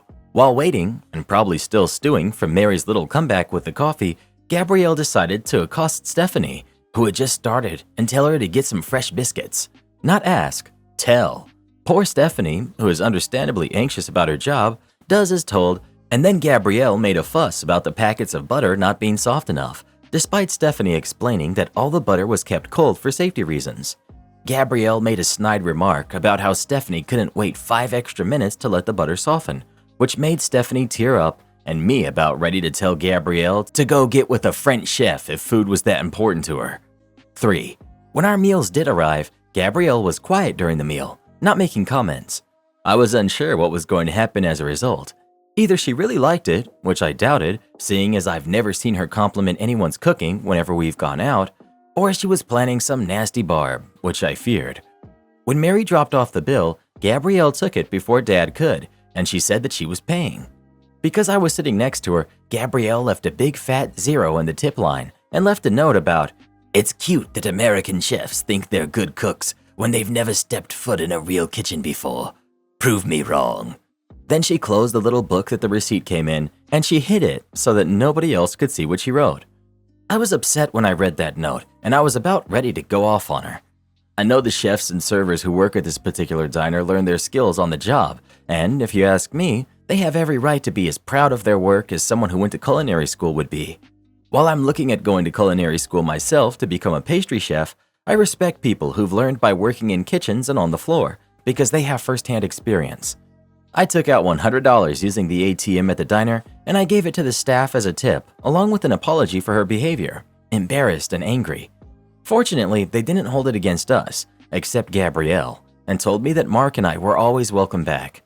I also decided I was going to get back at Gabrielle. There was a benefit to this lockdown. During this time, bored out of our wits and wanting to better our skills, Mark and I have been binge-watching recipe and cooking how-to videos online along with practicing. And while I don't like bragging, I'd say we've become quite good. We know how to smoke our own bacon, cure corned beef, make creamy scrambled eggs, and bake flaky croissants, and that's just a sampling. When we got home, I told Mark my plan, and he was grinning ear to ear. The next day, while Gabrielle and Dad were still asleep, Mark and I got up early and got right to work. We prepared scrambled eggs, home-cured and smoked bacon, biscuits, and a fruit salad. Dad woke up early and smelled the breakfast, waking up Gabrielle by saying that the kids were making breakfast. Dad came downstairs first, and Mark asked him to set the table. Gabrielle came down as we were finishing up, and she sits down, not offering to help. While Gabrielle commented about how it smells just like a restaurant she went to in France and couldn't wait to taste everything, Mark and I served Dad and our plates before putting everything back. Gabrielle looked at us, confused. I looked at her. "Oh, I thought you were going to a French cafe for breakfast," I said.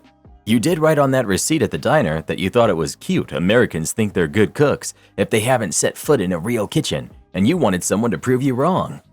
Dad looked at Gabrielle, his eyes wide as all the color drained from Gabrielle's face. "You wrote what?" "Well, hop to it," I said, sitting down. "Enjoy your French breakfast with your French chefs." Gabrielle's face reddened before she left. I don't know if she was embarrassed or angry, but we were able to have a nice breakfast without any of Gabrielle's complaining. She did come back after getting breakfast and has been nice and quiet all day. Hopefully she learned her lesson and Dad grows a backbone. Update. Dad and Gabrielle were supposed to stay with us for a few days before I returned to work next week. All 4 of us got sick with the bug at one point or another during the last 6 months, and have remained symptom-free, thank goodness, so no need for us to quarantine once they arrived. They left this morning, but not before they had a vicious argument last night after my brother and I went to bed. And when I say vicious, I mean it was so loud we could hear every word. Thank goodness the neighbors couldn't hear, otherwise they might have called the cops on us. Dad chewed her out on what she had wrote in the receipt and reminded her that she had promised him she'd be on her best behavior. After all, this restaurant was special to not just Mark and me, but Dad as well.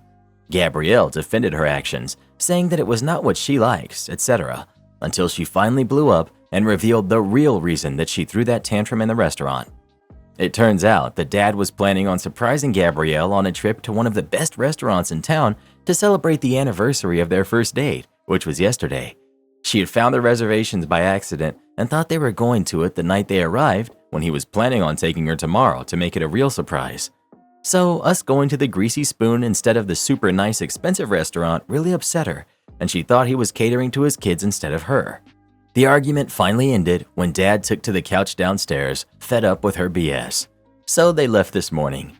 Dad did tell me before they left that he was going to have a serious talk with Gabrielle about her behavior, and that until she learned her manners, he was not going to take her out anymore, even to our place. Hopefully, that will be either the wake-up call to Gabrielle to start behaving, or to Dad that he needs to get out. These stories always amaze me, how someone's willing to stay in a relationship with a person who acts like that. Well, there's usually at least one reason, if you know what I mean.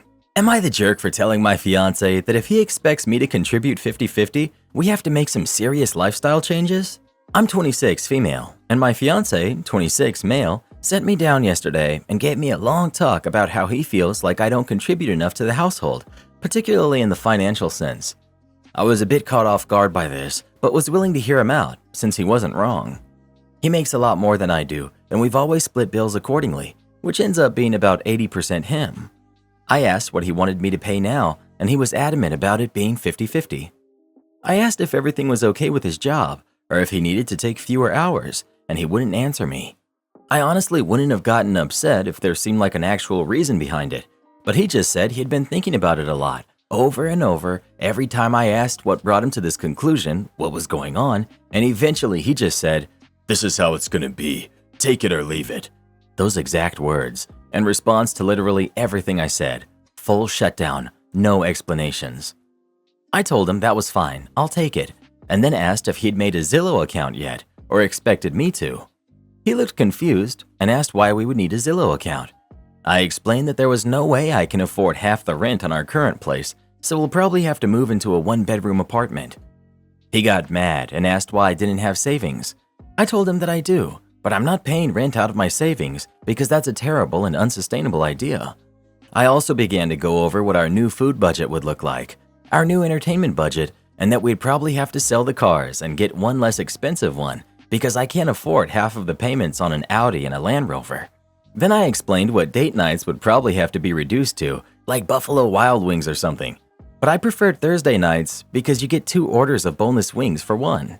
Basically, if he wants me to pay half, we're living within my means, not his anymore.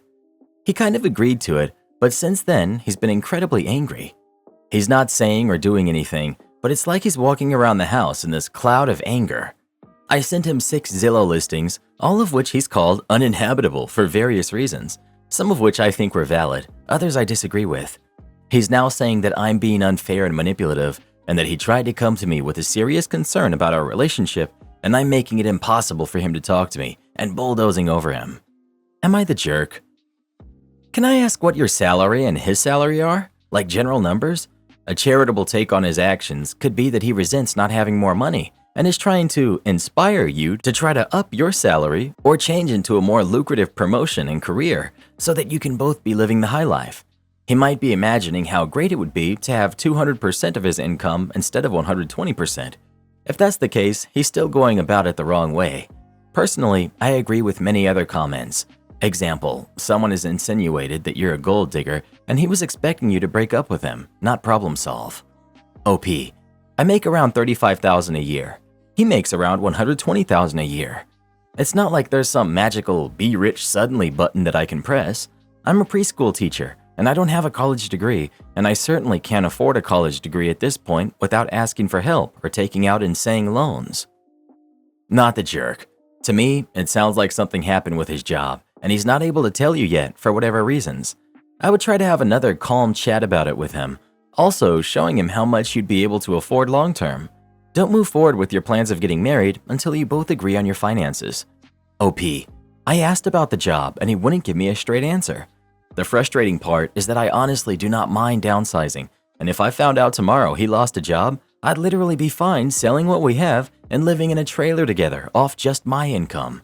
But this feels like some weird power play instead.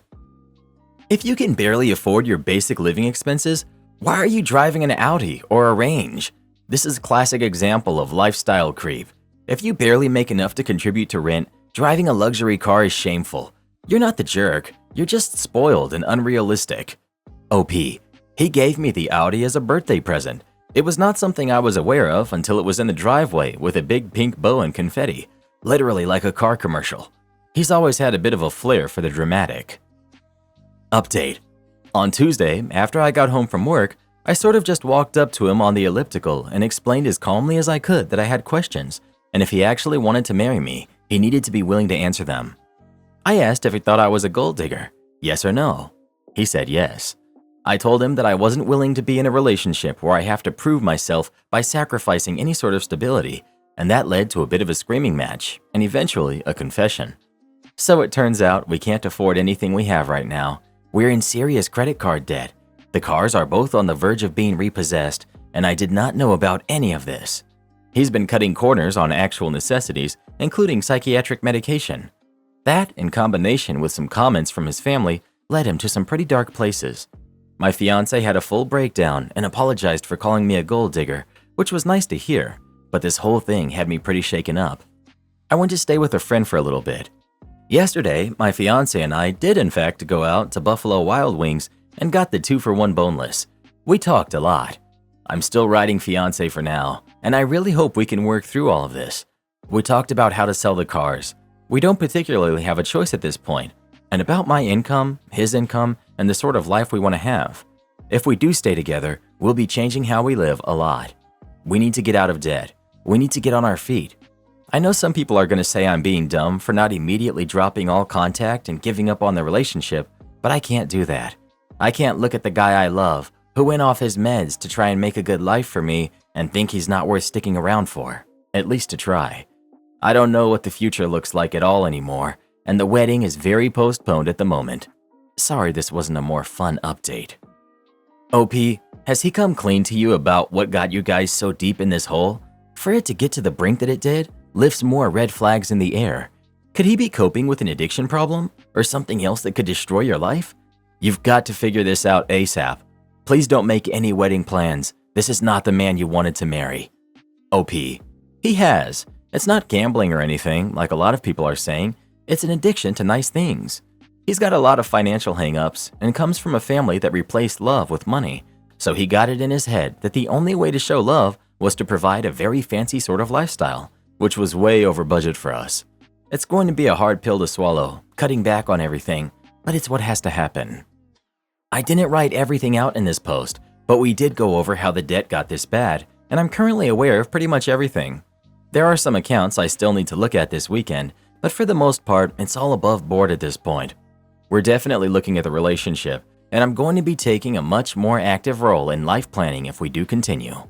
The wedding is on pause for an unknown amount of time. I'm already looking into places I can afford and will probably end up renting a trailer.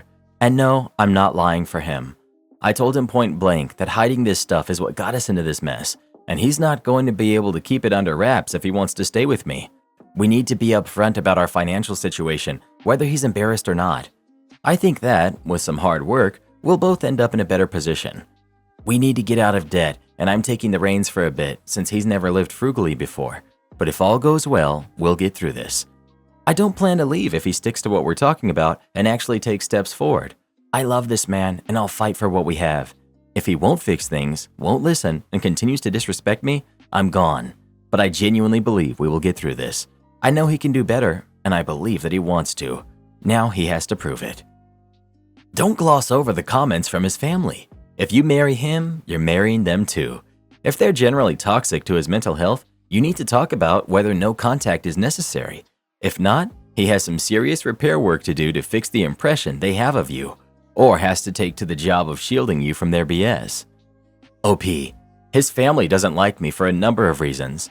They don't like that I don't have a college degree. They don't like that I grew up low income or went to public school, and they don't approve at all of the fact that I'm religious. His mother in particular has called me a hick, and several other things I don't want to put here. Up until this point though, he's been pretty good about defending me. Am I the jerk for changing my mind about having kids at 57 and leaving my girlfriend because of it? I just turned 57 in early August, and my ex-girlfriend just turned 55 a few days ago. We were together for 25 years before I called it quits 2 weeks ago. When my ex and I got together, she was a self-described open-minded person who, unlike other women I dated, did not start pulling my arm on the marriage issue after we passed the 1-year mark. She had a mom who grew up in Sweden where couples would live together, have kids, but never get married. She was always on the fence about having kids. However, I did not want to have any because at the time I was thinking about how much I was willing to sacrifice to start a business and how I'd resent them for getting in the way of that. We argued over this, went to counseling over this. Our arguments were interrupted by the fact that my startup costs led us to have to sell plasma in order to survive. Then it was like we woke up one day and my girlfriend was 39 and I was 41, and the money finally started coming in. I felt like my girlfriend did not want to rock the boat at that point, and we just wanted to enjoy the money. We traveled the world. She quit her job to volunteer for a charity. I got involved in causes too. However, I'm in my late 50s now, and I think at the back of my mind it never registered that the door to having biological kids was closed forever. But it hit home when my girlfriend said, "Well, that's the end of the phantom pregnancies for me," when she found out that she was menopausal at 53. Since then, I've been in an internal crisis because everything about my life has gotten old. My life felt empty. I had worked through the emotional issues that prevented me from wanting kids, and now I desperately wanted a family. My doctor told me I wouldn't be the first older father. What is worse is that a lot of my once divorced friends, who are also in their 50s, have easily had healthy and happy kids, and finally the time and money to devote to them. I felt I was in a place where I appreciated kids, could provide for them, and would never take the mom of my kids for granted, always seeing her as beautiful, unlike guys in their 30s. I became more depressed and finally realized that if I wanted to do something about my desire to have kids, to see little quirks of myself reflected in my kids in a way that can only be described by biology, I needed to act now. So I set my then girlfriend down and said that this is what I was struggling with.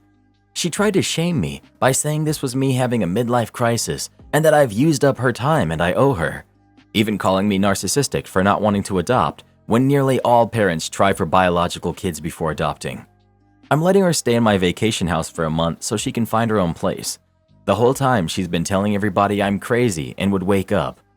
Am I the jerk for changing my mind when my girlfriend is acting like I don't get to change my mind? You're the jerk. Yes, obviously, you're a giant jerk. You're the jerk. Just to be clear, with what you just pulled, you are clearly not father material. You would abandon your partner of 25 years to pursue a dream of self-sacrificing fatherhood? What the heck? Are you an idiot also?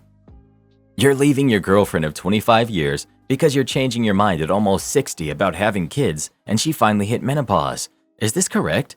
I just want to make sure I'm understanding this right. You're the jerk. Also, big assumption that a woman who can have kids would even want to have them with you. I don't think finding someone and starting a relationship and starting planning for kids is going to be as easy as you think. By the way, you're the jerk and she deserves better. Am I the jerk for leaving my own wedding because my husband embarrassed me? I, female 27, and my husband, male 29, have been together for 3 years. In those 3 years, I've never known him to be selfish, occasionally immature, yes, but even that was rare. These problems arose when those stupid cake smashing videos got popular, and my husband thought they were hilarious. I've never thought they were funny, and he knows that. Yet he always is showing me the videos of those poor wives getting the happiest day of their lives ruined by their partner for some cheap laughs. He also knows I have a history with cake smashing. My family does the cake smashing thing too. I remember it was my 17th birthday and I pleaded with my mom not to do it. She promised and I trusted her. I had my hair and makeup done. They looked nice. And right as I blew out my candles, my mom pushed my head into the cake and one of the decorations on the cake ended up cutting my forehead. My birthday was ruined, and after that, I wouldn't come out of my room. My mom still calls me a brat for that. I told him if he ever did something like that to me, I'd leave him. He started laughing, but I was being serious, though he really was not taking me seriously. Now skip to a few days ago when my wedding happened. Everything was perfect. I was happy. He was happy. I was excited for our new lives as newlyweds. I felt like a princess in my poofy white dress and done-up hair with perfect makeup. All very expensive things I would like to mention. We get to the cake cutting part, and as I turn to him, he scoops up a huge chunk of our wedding cake and smashes it all over my face. Everything just seemed to go in slow motion for a few moments. He's just laughing at me and then says, "You should see your face," and continues to laugh. Other people in the crowd, mostly my family, are also laughing at me. Then I just start walking away. He realizes that I'm leaving and tries to catch up with me and says I'm being extra. I push him away and I order an Uber. As I got outside, most of the crowd is following me, telling me to come back. I get into the Uber and drive away. I drove to our apartment and packed most of my things and went to stay at a hotel. I'm currently staying at a friend's house. My family and his family have been blowing up my phone for days, saying I'm being childish and my husband is a good man and it was just a joke. My husband has been calling me off the hook, telling me to please come back home and that he wants to talk, that he's sorry and didn't think I'd get that emotional. This was supposed to be the happiest day of our lives, and he embarrassed me in front of everyone for some prank that he knew I hated. Not only that, he ruined a $500 cake. He ruined my makeup, my hair, and the top of my dress. The cake got all over. Though I still do love him, and I'm wondering if I really was too hard on him. That seemed to be everyone else's opinion. So, am I the jerk? He apparently didn't plan this, and it happened fairly quick, so the only person who is recording that I know of was the person I paid to do it. I already messaged him to not give those recordings to anyone. I don't need that type of attention, God forbid it got out. Plus, everyone was too busy laughing. I guess maybe he thought he could change my mind. This is the only reasoning I can think of because that's the same thing that went through my mind. I don't even know if I will get back with him. He's acting as if smashing cake in my face was funny and that I was just being emotional. Update. I decided to speak to him bright and early this morning. I'm leaving him. Some of you might be happy about that and some of you might not be. I decided to call him and get his reasoning for what he did. He told me he just thought it was a funny prank and that if it was at the wedding on a happy day that he could change my mind. Plus, since it was a tradition in my family that I wasn't following, he thought he could get points with my family. Then told me he's sorry that I took it as a disrespect. I told him he shouldn't be saying that he's sorry I took it that way. He should be apologizing for hurting me. Where is the "I'm sorry"? I told him he hasn't apologized with accountability once. All his apologies have been backhanded. I also reminded him that I didn't have a good relationship with most of my family, nor my mother, who he forced me to invite. I told him he knew I was already the black sheep of my family, and how I had been treated by my mother for years really messed with me, and he knew that. Then he says this, "Why should I have to apologize because you can't take a joke?"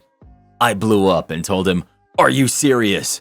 If it was me who hurt you to this degree, the first thing I'd do is apologize, while you can't even force yourself to be decent for a few seconds and just apologize to me." I also told him that he was trying to get in good with my family, who have also humiliated me, and that's something that's unforgivable. Marriage means you stick by me, yet you showed you obviously don't. It's not about you ruining my dress or my hair or even the cake. It's about how you knew how I felt about this and the problems that I had connected to it, and you didn't care. He then tried doubling down and saying it wasn't his fault for not apologizing because my family was telling him how dramatic I was being and how I was hurting them by leaving the wedding for a joke. He said he loves me and he doesn't want to break up over this nonsense and that I should just come back home. I told him I wasn't coming home and it wasn't even about the cake anymore. It's because I can't be with a man who won't apologize when he's wrong and who gaslights their significant other into receiving the blame. He started going off at this point, but about after a minute of hearing him scream at me, I hung up. I guess he started telling my family because within half an hour, my phone was blowing up again. The worst ones had to be from my mother and his sister. My mother was telling me I'm going to end up alone because I can't take a joke, or I'll never be able to keep a man with my attitude, even saying that my clock is running out fast, and when it does, no one will want to be with me and I'll be alone. His sister was telling me that I'm a disgusting jerk for hurting her brother and wasting his time, that she wishes that he would have broken up with me 2 years ago when he first wanted to. So now I know that he wanted to break up with me. What I also know is that he was cheating on me for 6 months with his ex who wanted him back, but then she dropped him because he stayed with me. The thing is, I had a good relationship with his sister, and she knew he was cheating on me. I guess she put everything out on the table since I was leaving anyway. I blocked most of my family, and I blocked all of his family. I also blocked him, and I'm getting the annulment. My friend said I could stay with her for a few months till I get back on my feet. I told her I really appreciate it. So yeah, that's the end. I'm crying while typing this. I wasted 3 years on a man who never really cared about me. I've lost what little relationship I had with my family, and now I only have a few friends that I've been blessed with. I'm going to have to pick up the rest of my stuff. I also told him before I blocked him, if he broke anything of mine, I would take it to court. Thank you for the kind words and encouragement. I'm going to go to sleep now since I haven't done so in 24 hours. Update 2. I haven't gotten my stuff back from him yet. I just haven't had the energy because I'm still extremely upset. The comments kind of made me think that there were probably a lot of red flags and I was just used to it, so the bare minimum was enough for me. After speaking about it with my friend, she said that he definitely had a lot of red flags, and she even told me I should stay far away from dating until I get some serious help because I was obviously not seeing the red flags right in front of me. I'm not going to go into it, but sometimes I'd have to cook second dinners for my ex because he didn't like everything I made. His mom apparently didn't get him used to vegetables, so he won't eat them. Or making fun of my cramps. That's some of what I was referring to when I said immature. Someone asked me if I was sure that he had cheated on me. No, I'm not sure. At the moment, it just felt like it made sense because of how horrible he was being, though they made a good point. The sister could have just been trying to kick me when I was down since I was leaving anyway. I have no evidence, and I probably will never have evidence. I unblocked him just to tell him I was going to come over in a few days to get my stuff, and if he could just not be there and that I'd leave my keys. He said fine, and that was it. So he won't be there when I go get the rest of my belongings. I'll also bring a friend with me in case he does do something. I'm still not speaking to my family, and I think I'm just going to go no contact like people suggested. When I get my financials in order, I think I'll try therapy and wait a few years before attempting to date again. I also kept getting this question: how did the Uber come so quick? The wedding venue was in a city, in a building, and Uber took 30 seconds to order and 3 minutes to get there. I'm okay though. I feel lonely and depressed, but I have my friends supporting me, so I'm not that alone. I'll be okay and I'll get myself out of this hole. I realize this post is a bit of doom and gloom. And when I go back, I'll bring the cops with me if you guys think I should. My wife is demanding to quit her job and be a stay-at-home wife. I'm 28, male, and my wife, who's 31, has recently started to express interest in being a stay-at-home wife to prep for being a stay-at-home mom. We don't have kids and haven't been trying, and before getting married, we talked about kids and work-home arrangement, and we agreed that we'd both work prior to and once we had kids, and agreed that we'd take turns with the stay-at-home portion for the first year or two after potential kids were born, then both go back to work. Now she wants to do away with that and wants to be a stay-at-home wife until we have kids and then be a stay-at-home mom. I don't want that. I never wanted that, and I made that clear from the start when we got serious. I enjoy my job a lot, but my salary can't sustain a family, and I don't want to go back to school and change careers like she wants me to make it happen. I don't want to take up a second job either, knowing I'd still be doing half the housework and childcare. Not that that's a bad thing. Whereas both my mom and her parents are local, she'd have plenty of help during the day and be able to get downtime. We had dinner at my mother's a couple of days ago with my sister and her kids. While we were there, my wife goes, "Your son's being mean. He won't let me be a stay-at-home mom." First, my family took this as she's pregnant and they got excited, so I had to tell them that she wasn't yet. She just wants to be a stay-at-home wife. It turned into this 3-on-1 conversation about how I should let her stay home if that's what she really wants, and I should be taking care of her and finding a way to make this happen for her. Finally, I go, "Would you two help her with the house whenever she needs it?" "Of course, that's what family is for. Especially when you start having kids, we'll help." "Cool. Keep that same energy and help me pay all of our bills and every other expense to upkeep our current quality of life if you feel so strongly she should get to stay home." They did not like that and told me I was being overdramatic. My mom called me stubborn and told me to find corners to cut to afford everything on my salary and drop things like streaming services, some of my hobbies, go from 2 cars to 1, etc. We left, and my wife wasn't too happy on the way home. She says I was out of line for saying that to my mom and sister, especially since she thinks I was serious. Was I the jerk for telling my mom and sister to pay our bills if they wanted me to go along with it? Also, please stop with the vasectomy messages. They aren't 100% reversible. Success rates go down each year post-procedure, and I do want kids someday. I am mindful that a baby trap is always possible. Edit 2. Holy wow, this blew up. Thanks everyone for all of your responses. I do know to be careful of oopsie babies right now. For those of you insisting I reconsider, no. Look, I'm glad that stay at home and one income works for you all and you enjoy it, but it's not for me. I'm well aware one income means being financially tight, but it's more than that. I don't want the stress of making sure I'm making enough money on my own with 2 jobs and also doing my part in the house and being a parent. I'd much rather get to spend time with my kids when I have them, not be a stranger that falls asleep at dinner and spends a bit of time like my father was.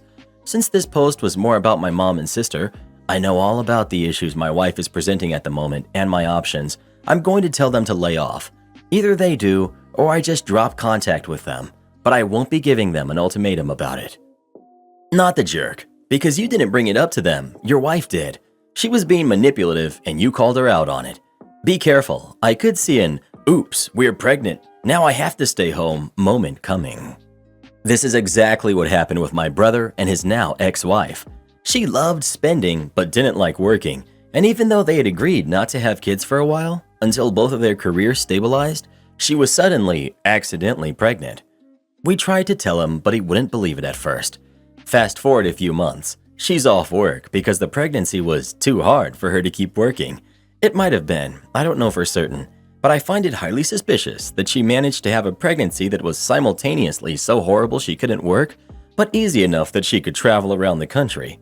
My brother was stressed, working overtime in a job he hated, buying the most expensive stuff for the baby because she wanted it, and thousands of dollars in debt.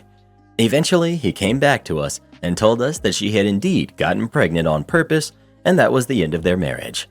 Not the jerk, and make sure all your bases are covered, OP. Your wife has already tried manipulating your family to get her way. I wouldn't be surprised if the accidental pregnancy is next. Not the jerk. I've been here, and the divorce will be horrible once you have kids. Get out now. She's shown her true colors. This is the warning sign. Not the jerk, but this sounds like a huge marinara flag. Anyone who is so entitled and honestly narcissistic before kids is only going to get worse after. Let's be real here. She wants to stay home, not work, still have you be responsible for half the housework, and is pressuring you to change careers away from something you enjoy to be able to afford her a responsibility-free lifestyle. And on top of that, she tried to get your family involved. This reeks of childish entitlement. Well, who do you think is the jerk? OP or his wife? Please let us know. Considering you don't have kids yet, this is the perfect opportunity to bounce. Or you could end up being tied to her for the rest of your life. The choice is yours. Am I the jerk for saying no to picking up my son's half-sister from school? I'm a single mom of 2 boys, ages 11 and 10. Their father and I divorced 5 years ago after I learned he was cheating on me. He got her pregnant either right before he told me, and that was why he confessed, or right after. But our divorce was not an easy one. He wanted to stay friends, and I could not look at him after what he did. He and I were together for over 13 years. He was also a friend before he was my boyfriend and husband, and to have him betray me like that and treat me as he had was awful. He married his affair partner. They had a daughter within months of our separation, followed by a son after the divorce and their marriage. Last year, they discovered that his wife had cancer. What followed was a lot of fighting between the 2 of us again. He wanted me to help him and his wife out. He said their kids, who are currently 5 and 3, needed family beyond just him and his wife. His own family disowned him for our divorce. They were extremely religious, and she has no family. I told him it would be over my dead body I would help him. He argued that it was for the kids, and if not for his kids with her, then for our boys, who could see their family heal and be one. I told him he stopped any chance of that happening when he cheated on me. What I did not expect was for him to tell his daughter's school to call me when she got sick. He was at work at the time and couldn't leave apparently because he had already missed a lot of work due to his wife, and she was home recovering from chemo. I got the call, was asked if I would pick her up, and I said no. Several hours later, he went off on me on the phone for leaving his sick kid at school when I knew they had nobody. This is when he told me how he couldn't leave and how his wife was resting. I told him the babysitter for his son should have been called over me. He told me he was in daycare and I should be ashamed because she was a sick kid who's going through a lot and I could have helped. He told me he hoped our sons were going to be ashamed of me. They aren't, and I argued back with him over the phone at the time. But I guess part of me does feel bad for the kid. My sons also sensed an atmosphere while they were with their dad after the incident when they talked about me, and I hate that for them. Am I the jerk? Not the jerk. He has the nerve to try to manipulate you after cheating? Those aren't your kids and not your problem. I also feel bad for the girl, but it's his mess to solve. Give an inch, he'll take a mile. Say no now to prevent future problems. OP. That's my concern. I do not want to be part of these two kids' lives in any big way, and if I say yes to one thing, then it gets harder to say no again, and that establishes more of a relationship than I ever want with them. Your ex is trying to use your basic decency to manipulate you. No responsible parent puts down an emergency contact without getting confirmation by the contact. This is all on him. As sad and unfortunate a situation as this is for his kids, you have the right to refuse to be their carer. He put his daughter in this position, not you. He is to blame for any discomfort she may have experienced, not the jerk. Not the jerk. What kind of fool lists his ex-wife as an emergency contact for his affair kid? The audacity of him to get mad at you. The only kids of his you need to care for are the ones you share with him. Do not let him tell you otherwise. Too bad he tanked his own life, but that's not your problem at all. If he can't handle the situation he got himself into, he needs to figure out a way to get himself through it. You're not responsible for his mistakes. While it's unfortunate with his wife, you're still not obligated to help him at all with anything except as related to your own kids. He can apologize and make amends with his family, or go out and make friends and get support that way. It's not your job. You very clearly told him no. He put you on the list anyway, and then screamed at you when you didn't comply with his assignment? Sign your kids up for some counseling, because this guy is a jerk when he does not get what he wants, and they should not have to deal with their father's BS behavior. He cheats, but still wants to be friends after betraying you? His family disowns him, and he demands that you step up because his kids need family? Then he wants you to do it so his boys can see their family heal and become one. He's the one that caused it to break. Still won't comply with his demands? He'll sign you up with the school without your knowledge or consent, then try to manipulate you with guilt, saying your kids will be ashamed. Hello? Does this man have not one friend or neighbor that could pick up a kid from school and drop her off at home? Zero? That's telling. Sounds like people that he can't manipulate with guilt don't hang out with him and don't accept his assignments. Were you also supposed to watch his kid the rest of the day since his wife is resting? Take care of his sick kid and infect yours too? Maybe you should also watch his kid instead of daycare, clean his house, make dinner, and drive her to chemo. His shoes might need to be shined too. You are allowed to say no. You should send a letter, return receipt to the school that says you aren't that kid's emergency contact and their parent put you on the list without your permission. Copy it to your divorce lawyer and your ex. If you give in now, his demands will only increase. He needs to find solutions to his problems that are not volunteering you. Not the jerk. Karen demands I pay the $800 dinner bill. I'm currently on holiday in my country of birth. I suggested to an old friend of mine to join me for dinner. He asked me whether he could bring 3 women and a man that he's cool with, which I agreed to do. I also suggested we go to the place I rented after dinner as it was pretty nice. I suggested the restaurant and everyone was fine with the location. We got there and everyone started ordering and ordering. Cocktails, lobster, sushi, everything was fine. We were all having a laugh.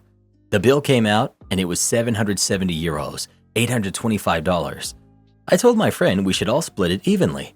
He was cool with it, and the other guy said he was kind of broke right now and could only spend 25 euros despite eating close to 100 euros worth of food. I knew things were about to go south. 2 of the women were on their phones, silent and disengaged, and the other woman had the audacity to openly and confidently suggest that I be a gentleman and cover the bill as, "You are clearly doing better." I asked her why she had assumed that, and she said, "That's what it seems like on Instagram." Mind you, all I have on my Instagram are pics of holidays and business-related stuff.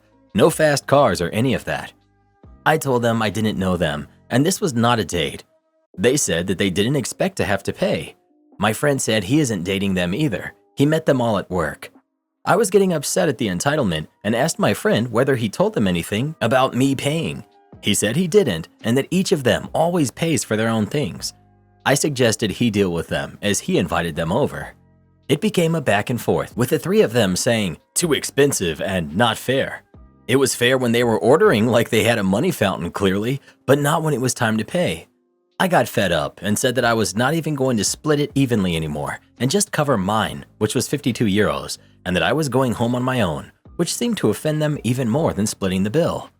I stood up, went to the counter, told the waiter what I consumed and that each would pay for their own food.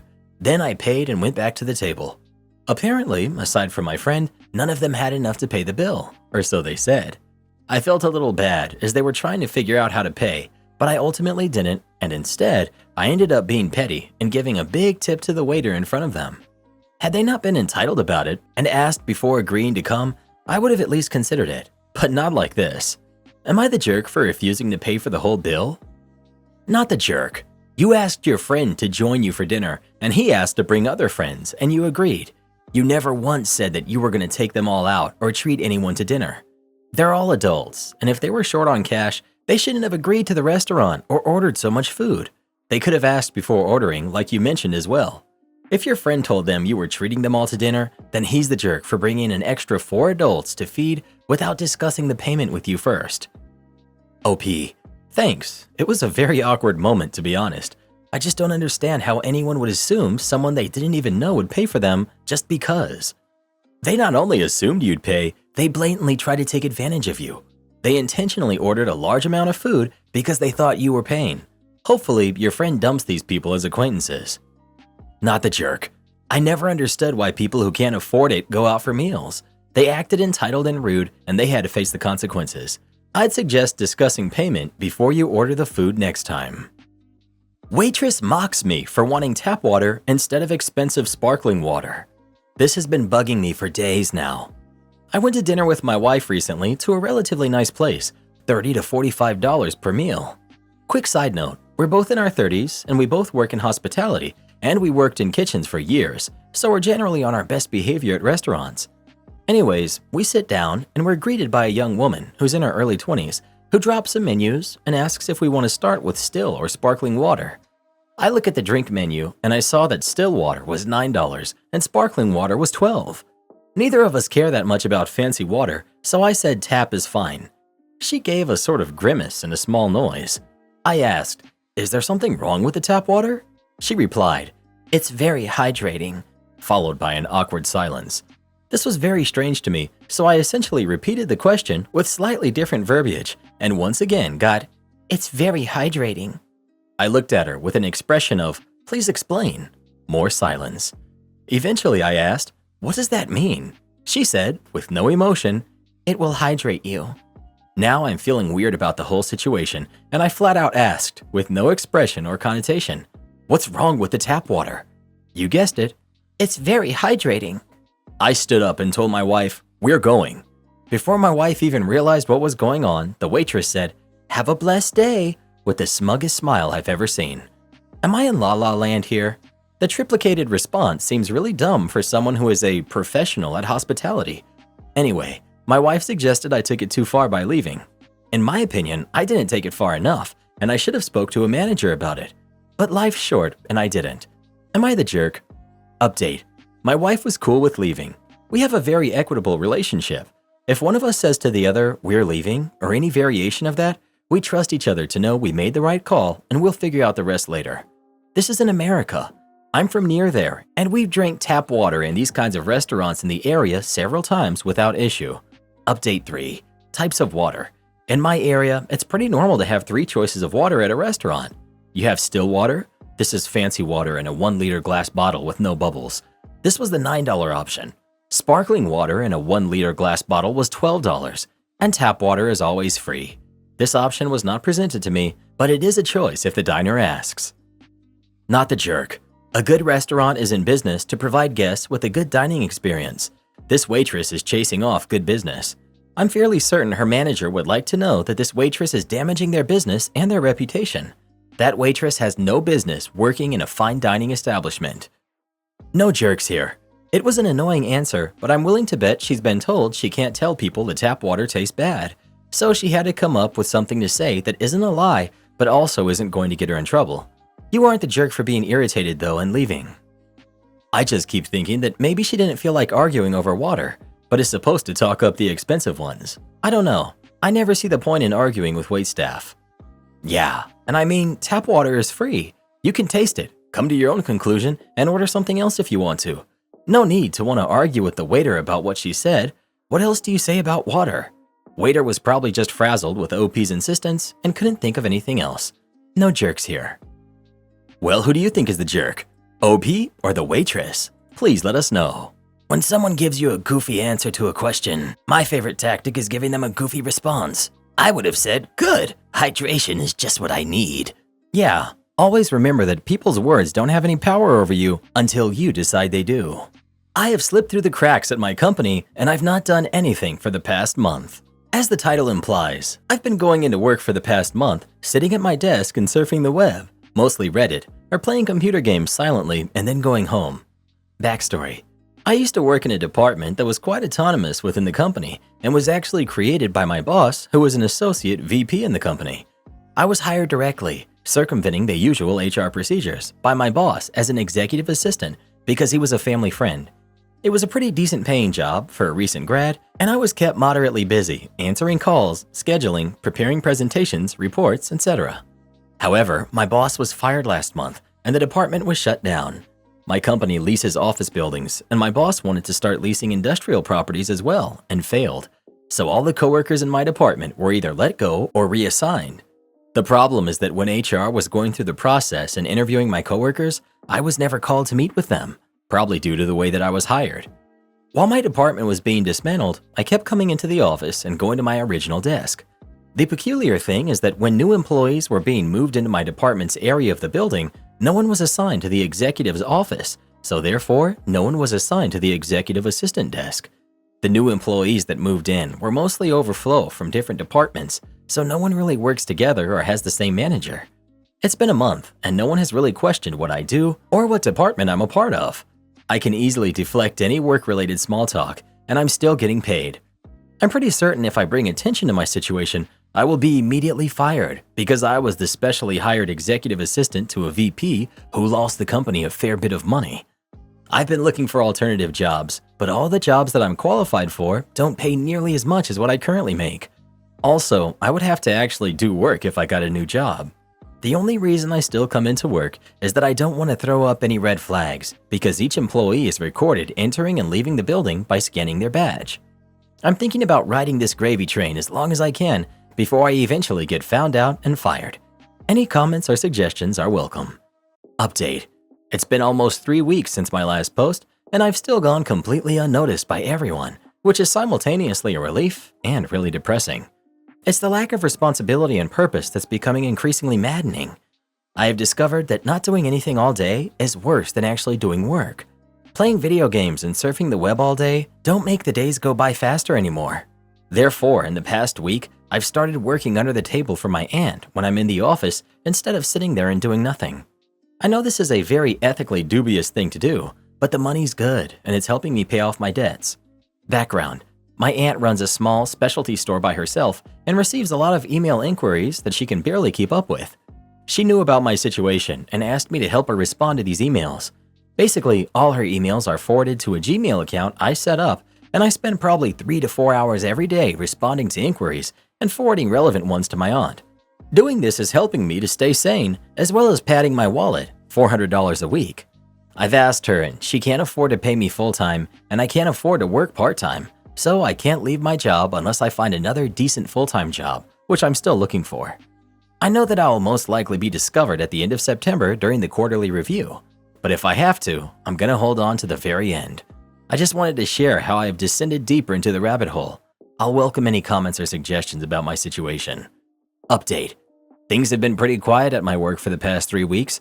I still come into work every day, spend the mornings answering my aunt's emails, and my afternoons looking for other jobs and aimlessly surfing the web. However, I may be facing a huge problem this Friday. There's a mandatory picnic and corporate team building thing this Friday that involves each employee being separated into departmental teams, which is problematic because the department that I was previously a part of no longer exists. It's the most important event of the year for our company, and attendance is absolutely mandatory. Of course, you can miss it if you're sick or have a personal matter, but due to a fair number of people calling in sick at last year's event, all employee absences will be reviewed and verified by HR, and they will conduct in-person interviews if necessary.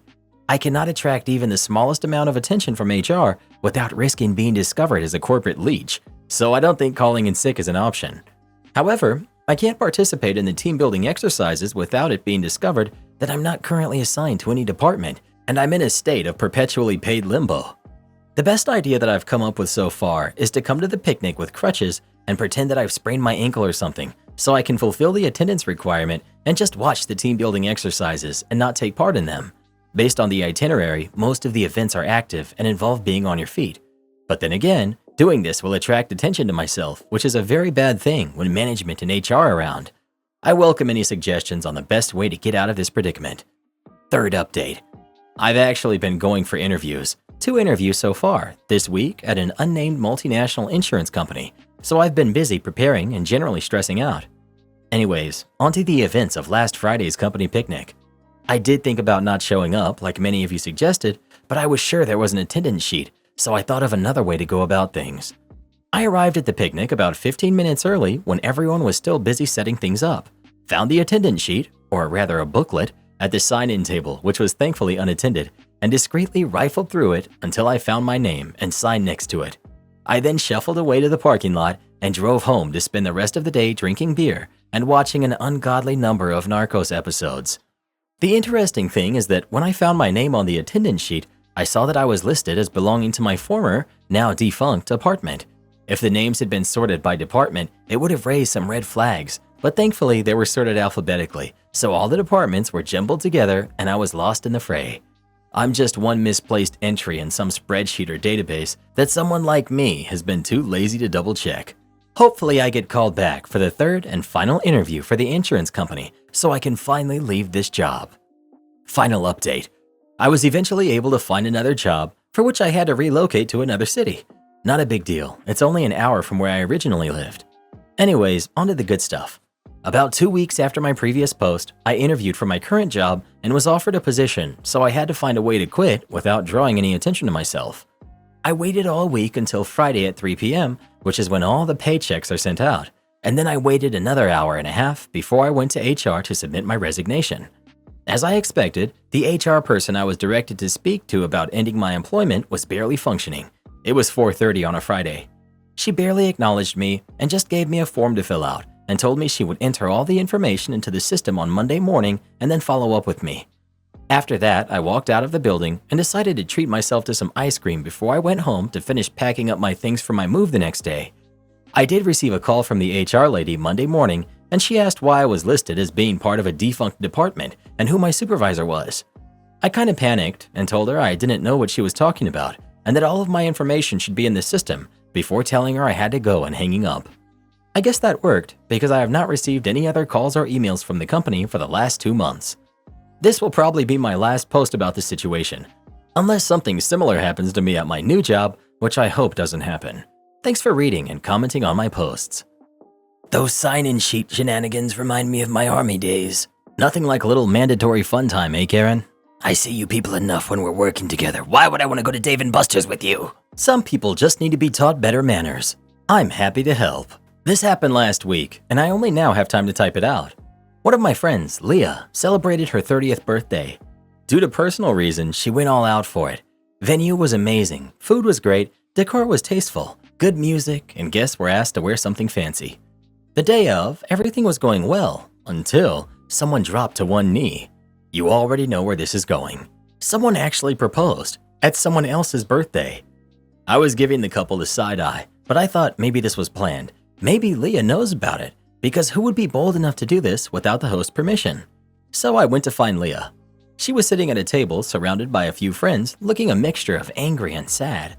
I asked if she knew this was going to happen. She gave a small head shake and said, "Well, there's nothing for me to do now." I decided then she doesn't have to do anything. I'll do it for her. I walked up to the happy couple, who at this point were surrounded by a few people who were congratulating them. The audacity. To give credit to some people, a lot of the guests were looking awkward, bewildered, and had a face of not interested to be involved in the drama. So not everyone lost their common sense, it seems. Back to the story. I walked up to her, asked to see the ring. She was all smiley, holding out her hand, and I made a show of looking at it closely, then loudly said, "Well, at least the ring is decent." Immediately, smile gone. She looked shocked and asked what's that supposed to mean. Again, loudly I told her, "Girl, you got proposed to at someone else's celebration, which he didn't even plan or pay for. You're not even worth that much.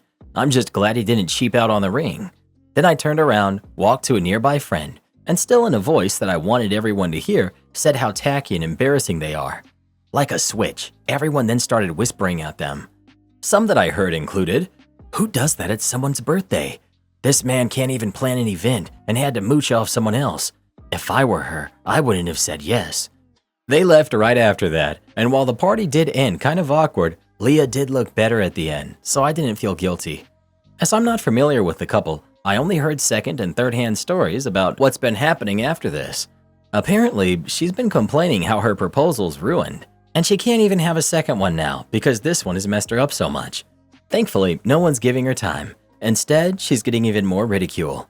The next rumor I heard, they, the couple, have been fighting. The proposal was supposedly her idea, and he just went along with it. Now he's getting called pathetic and cheap. I have no sympathy for someone that stupid. So moral of the story, have some class and learn better manners. Update. Today I met a friend who turns out to be quite close to the boyfriend. From his story, seems like the relationship is over. The guy ended it, but not just because of the proposal disaster. Even after all of the fighting and backlash from other people, they were apparently going forward with a wedding. That's when the problem started. The first few things they decided on were the venue and the date. In our culture, the event is usually held at the bride's side, so girlfriend decided to host it at her grandparents'. The only problem? She chose the exact same date as her cousin. See a pattern here? Now, to be fair, it's not exactly unusual to have multiple brides and grooms at the same time, though usually it would be siblings. In this case, however, the cousin has denied the request. Girlfriend didn't back down though. She even suggested they take the morning to evening hour of the day and cousin take over evening to night, since technically he's already married, and this was just a celebration on the groom's side. Why she insisted on this specific date? No one knows, not even the groom. It was just a random date with no significance to either of them. As you can imagine, this didn't go well and more fighting occurred. It wasn't just between them. This time, families were involved, and at the end of it, he ended the relationship. According to his friend, the breakup was another drama altogether. Lots of name-calling, shading on social media, trying to bring other people to take sides, etc. The boyfriend is currently dipping back into the dating scene, but nothing serious yet. The girlfriend is soon to be engaged. Yep, you read that right. Friend told me the most recent interaction between those two was her sending him a message of how she found her perfect man and would be engaged in August. The wedding is supposedly being held early 2024. Why she still messages her ex and why he never blocked her, I have no idea, but I guess to each their own.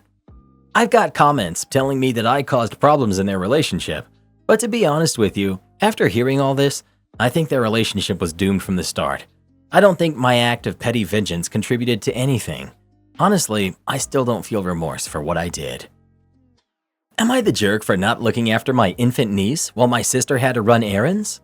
I feel really bad and I need an unbiased opinion.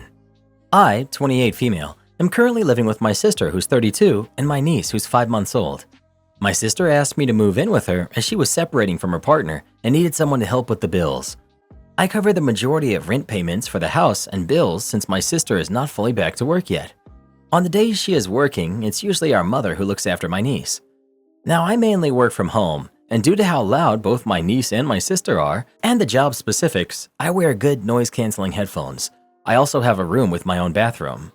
I've told my sister multiple times if she needs anything and I haven't responded to a knock, she needs to come into my room and tap me to get my attention. Otherwise, I simply won't hear her and wouldn't know if she needed anything. However, my sister keeps forgetting it. Last Friday was very hectic at my work, so I ended up working 12 hours and I had some snacks to keep me going. I had no knowledge of my sister asking anything of me since I sat opposite the door, and I haven't seen her coming into my room since she didn't tap me on my shoulder as we agreed. Apparently, she had to run a few errands at work and had no one to leave my niece with, and decided to leave her with me since she would be gone for a few hours. Because I had no idea of her plans and she hadn't followed what I had asked her to do, my niece was left unattended for over 3 hours and was crying for no one knows how long. I only found out about it when my sister returned home. I was still working and had my headphones on, as she ripped the headphones off my head and started shouting at me, calling me names for not attending to my niece. Even after I explained to her I had no idea she was gone or that my niece was crying. To add, I don't look at my phone during work hours, and I have checked and there were no messages or missed calls from my sister. I feel really bad about the entire situation, so I wanted to check if I'm the jerk, as my sister still won't talk to me and makes it sound like I did this on purpose. You always need to verbally confirm with somebody if you're leaving a kid with them. You don't just holler that you're leaving. You don't assume they heard you. You get a verbal response. This was her mistake, not yours. You did absolutely nothing wrong, and you're not the jerk. My partner, 27 male, wanted to get me, 24 female, a promise ring, but I rejected. I've been with my boyfriend for 5 years. We met when I was 19 and he was 22. I'm now 24 and he's 27. We also have a mortgage together. We're going away on holiday in a few weeks, and he said he was going to make a nice gesture. I had no idea what this gesture was going to be until he started asking about what type of ring is my style and what I thought was a reasonable price for an engagement ring. We also went out with friends a couple of weeks ago, and one of his friends recently got engaged. We were all asking them if they had got a venue booked yet. We talked for around 5 minutes when the groom-to-be asked myself and my partner when we're getting engaged. I just said, well, when he asks me, and moved on. I did hear my boyfriend say under his breath to his mates, I'll tell you in a minute. After he said that, I got quite excited. I thought that he may be planning to propose on our upcoming holiday. A week after this, I brought up about this nice gesture he had talked about. He then said, I think I should just tell you now. I did think this was a bit strange if he was planning to propose, but I said okay. He then said he was thinking about getting me a promise ring. I couldn't help but give a slight laugh and then asked if he was being serious. He was. We've been through a lot this year, and I just thought it would have been the time. I did also say to him that I didn't want one. He hadn't bought one yet, as I thought a promise ring was a bit childish considering our age. I just remember when I was in high school and all the boys were giving their girlfriends promise rings. It just feels very juvenile to me. I feel quite disheartened. Any advice on why he just didn't propose? I've never known anyone who got a promise ring to get married. It's such a thing to do when you're a teenager, but when you're an adult, it's very lame. I promise someday we'll get engaged when we're old enough. Doesn't sound the same when you're in your upper 20s.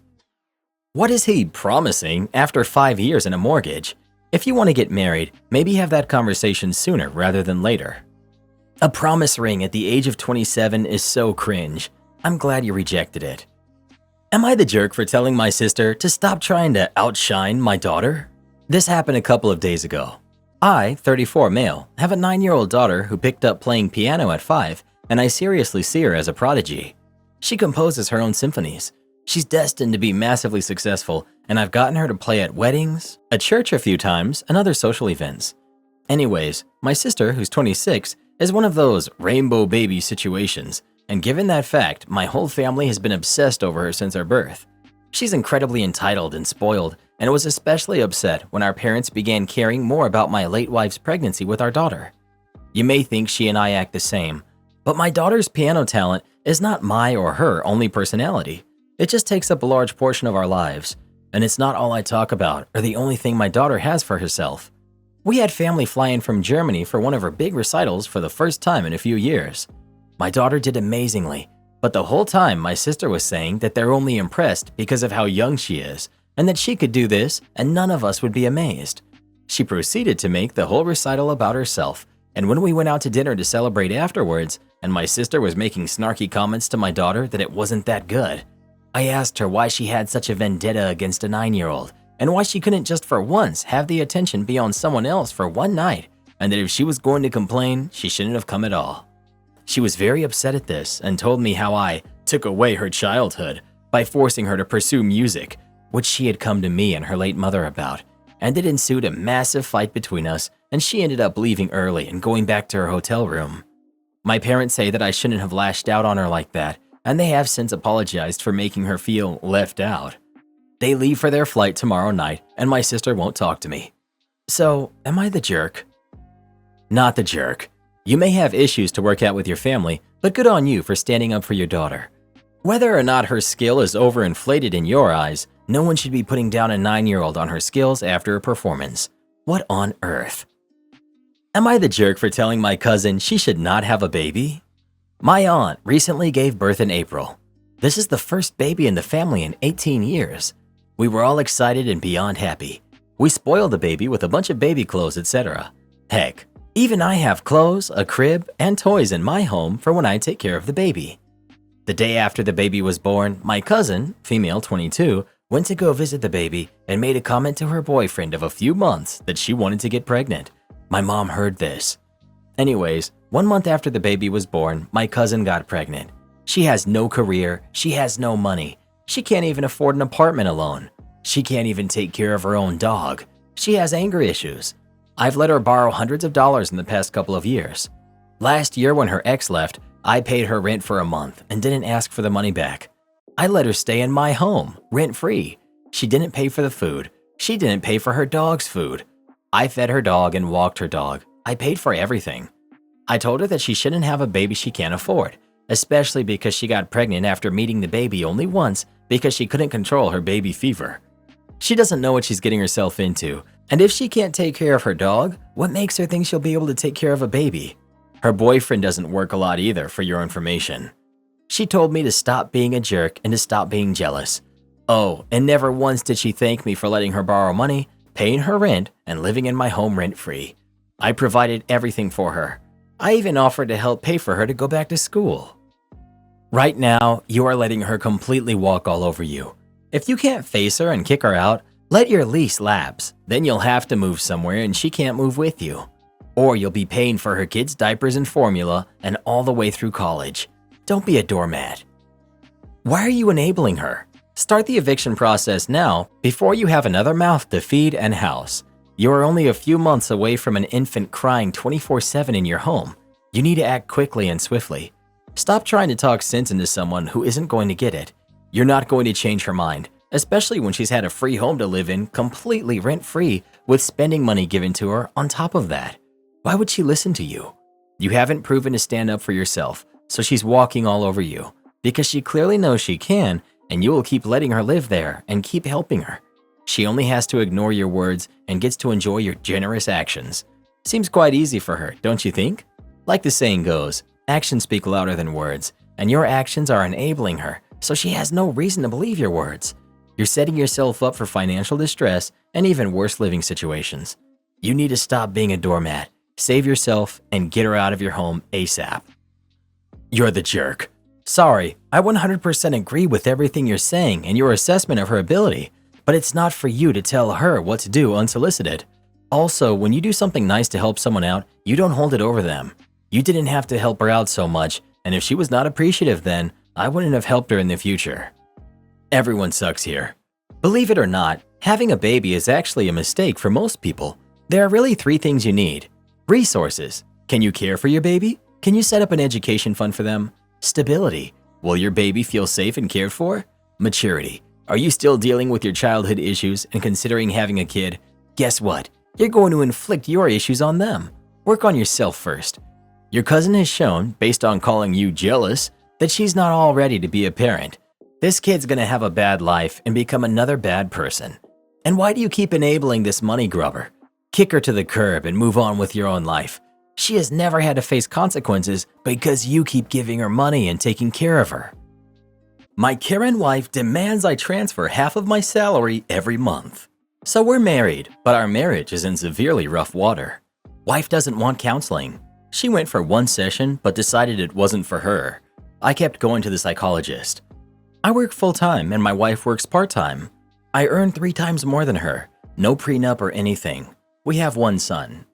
I pay for all of the bills directly out of my account. Wife saves 100% of her salary. No financial difficulties, no mortgage, and no loans. When we got married, she didn't want a joint account for expenses. My wife has my debit card for daily shopping if she needs it. So now she wants me to transfer her half of my salary to her bank account every month. She gave me a deadline which expired yesterday, and now all heck has broken loose. She has this idea that I'm obsessed with money and wanted to test me to see if I'd do it, but I failed her test apparently. Update: I have not transferred half my salary so far. The idea came from one counseling session we had. At the moment, her mother is still living with us. Her mother says she actually doesn't even want to live here. Several solutions were offered, like renting her a place close by instead of her living with us. I'm more than happy to cover the rent. At the moment, I was giving her the equivalent of $600 per month for the expenses and trouble. She wants double that. One of these suggestions was for my wife to take 6 months unpaid leave during winter and send her mother home. In this case, I would transfer half my salary, to which I would be okay with doing. The issue is, my wife expected me to do it now as a test while she's still working, the test which I failed. I mentioned the almost 6 digits in her savings account that she won't touch. She replied, that's her money. Don't give her anything. You're covering all the bills and she has her salary. If she's not willing to work on the marriage, leave her. Be happy and enjoy life instead of living with someone you'll end up hating if you don't already. So you pay all the bills, she pays 0, and she wants half of your money too? No way. My ex-wife asked for this, and as the law on marriage in most places is each partner earns half what the other partner has paid, I agreed. I whipped up a spreadsheet, put both our incomes together, calculated outgoings, joint savings, etc., then 50-50 the leftovers. She was over the moon, right up until she found out she was now down to 250 pounds per month. Marriage didn't last long after that, as I refused to change it back. It also just reminded me of the 8 words I'll never forget. I don't want to see your darn spreadsheet. Am I the jerk for telling my girlfriend I don't like the person she's turning into? For some background, my girlfriend and I have been together for 5 years and we met in college. For the past 4 years, things have been great. I've always thought I was the luckiest guy in the world. She's incredibly out of my league. About a year ago, my girlfriend woke up in the middle of the night and had a panic attack. She couldn't breathe, and I ended up calling an ambulance. She had no history of panic attacks, but she was really stressed at work, so we thought that that's what triggered it. She's currently taking time off work, which I absolutely support, but refuse medication. The doctor recommended anxiety meds, saying she didn't think medication would help when the panic attack was stress-induced. She also doesn't have many friends, and I think that could also be a contributing factor. She has been overall happier. Over the last 6 months, however, she's been changing a lot about herself, and I don't know how to address it. She's dyed her hair an unnatural color. She started wearing more black and dark blue. She's gotten into heavy metal and rock, and she's gone vegan. I've been slowly asking her what's with the new look, new interests, and she said that she's met a girl online who lives in our city who is into the heavy metal scene, and she's taking a liking to it and has made many friends because of it. I was fine with the new interests and friends, but I was cautious because it's such a drastic change in a short amount of time. This past Friday, while she was meeting up with her friends, I asked if I could come along. She said she didn't mind, but asked if I was sure since it's not exactly my scene. I honestly just wanted to meet her new friends. We get to the show, and I'll admit I was kind of surprised that metalheads are so nice. Sorry to all the metalheads reading this. The only person who didn't acknowledge me or talk to me was this one guy about our age. After the show, everyone was hanging out, and her attention eventually got pulled away from me. She started talking to that one guy who never even said hi to me, and maybe I missed it earlier, but talking to her was the only time I ever saw him smile the entire night. She also clung to him quite a bit, which made me uncomfortable. At around midnight, I couldn't find her, and I texted her it's getting late and we should go. She texted back that she wanted to stay, and if I wanted to leave, she understood. I got angry, but I just texted back, fine. She came home at 4 a.m. completely drunk. I was awake, but pretended not to be. Saturday morning, I was very distant with her while she nursed a hangover. She eventually asked if I was mad at her, and I said yes. I told her I'm happy that she's not stressed anymore and meeting friends and finding new interests, but she's a completely different person than she was 6 months ago. She argued she's the exact same person, but I countered that with the her of 6 months ago would never have been able to go home alone at midnight while she got drunk with people she barely knows and come crawling home at 4 a.m. She got defensive and we fought. She ended up leaving and saying she was going to stay with a friend for the night. She came home Monday morning and we talked, and I told her I'm worried about her, and she says that she's fine. She's finally in a place where she's happy, and I should be happy for her, and if it's such a problem, then we should take a break. I was shocked that she was so willing to just throw away 5 years and told her as much. She shrugged and said she has to put her happiness first, and I asked when her happiness shifted from building a life with me to partying with random people she just met. She rolled her eyes and got up to leave. I told her I don't like who she's turning into, and she called me a jerk and accused me of not wanting her to be happy outside of our relationship. So, am I the jerk? Update. I realized I never mentioned our ages in the last post. We're both 25. The short version is, we broke up. Before I got home from work, I texted her and asked her to be home so we could talk. When I got home, she wasn't there, and I had to wait about an hour for her to get home. I asked her plainly if she wanted to break up. She said yes. I asked her why, and she told me it's not me, that I've been absolutely wonderful, but she's changed and has realized she hasn't been happy for a while, and that included with our relationship. I was pretty hurt, honestly. I asked her why she never said anything sooner, and she said she thinks because she hadn't realized how unhappy she was until she started feeling happy again. I said she still should have come to me about this earlier, and she shrugged. I asked her if she's been hooking up with that guy. She said no, but she hesitated. I asked her why the hesitation and told her she might as well be honest now that the relationship is over. She said they kissed that night at the after show, after I left, and made out later, but swears it didn't go further. I told her that's still cheating, and I wasn't sure if I even believed her. She rolled her eyes and said I asked for honesty, and that's what I got. Believe it or don't. I told her I want her out, and I asked her to take whatever she could now, and we'd make arrangements for her to get anything she can't take with her now. She didn't even seem sorry that she cheated, or that she threw away a 5-year relationship. Anyway, that's the update, and this really sucks. I'm bummed for OP, but kind of feel like this is for the best. I wonder if her panic attack was a wake-up call that she wasn't actually happy in her current life. Of course, this could all just be a phase that she may regret later on, in which case I can only hope OP will stay strong and not take her back. I was in the same position as OP at the same age. Even if it feels like 5 years wasted and it's heartbreaking imagining a totally different future, OP is way better off knowing now that they wouldn't have been able to grow together as a couple. Any major event could have triggered a change where his girlfriend would have just jumped ship. Now OP can find a better partner that wants to put in the work to make a relationship last and is able to grow alongside him. What's this? A woman in her mid-20s realizing that partying, drinking, and hooking up with randos is more important to her than a long-term, fulfilling relationship with a good man who loves her and treats her right? Whoever would have imagined such a thing?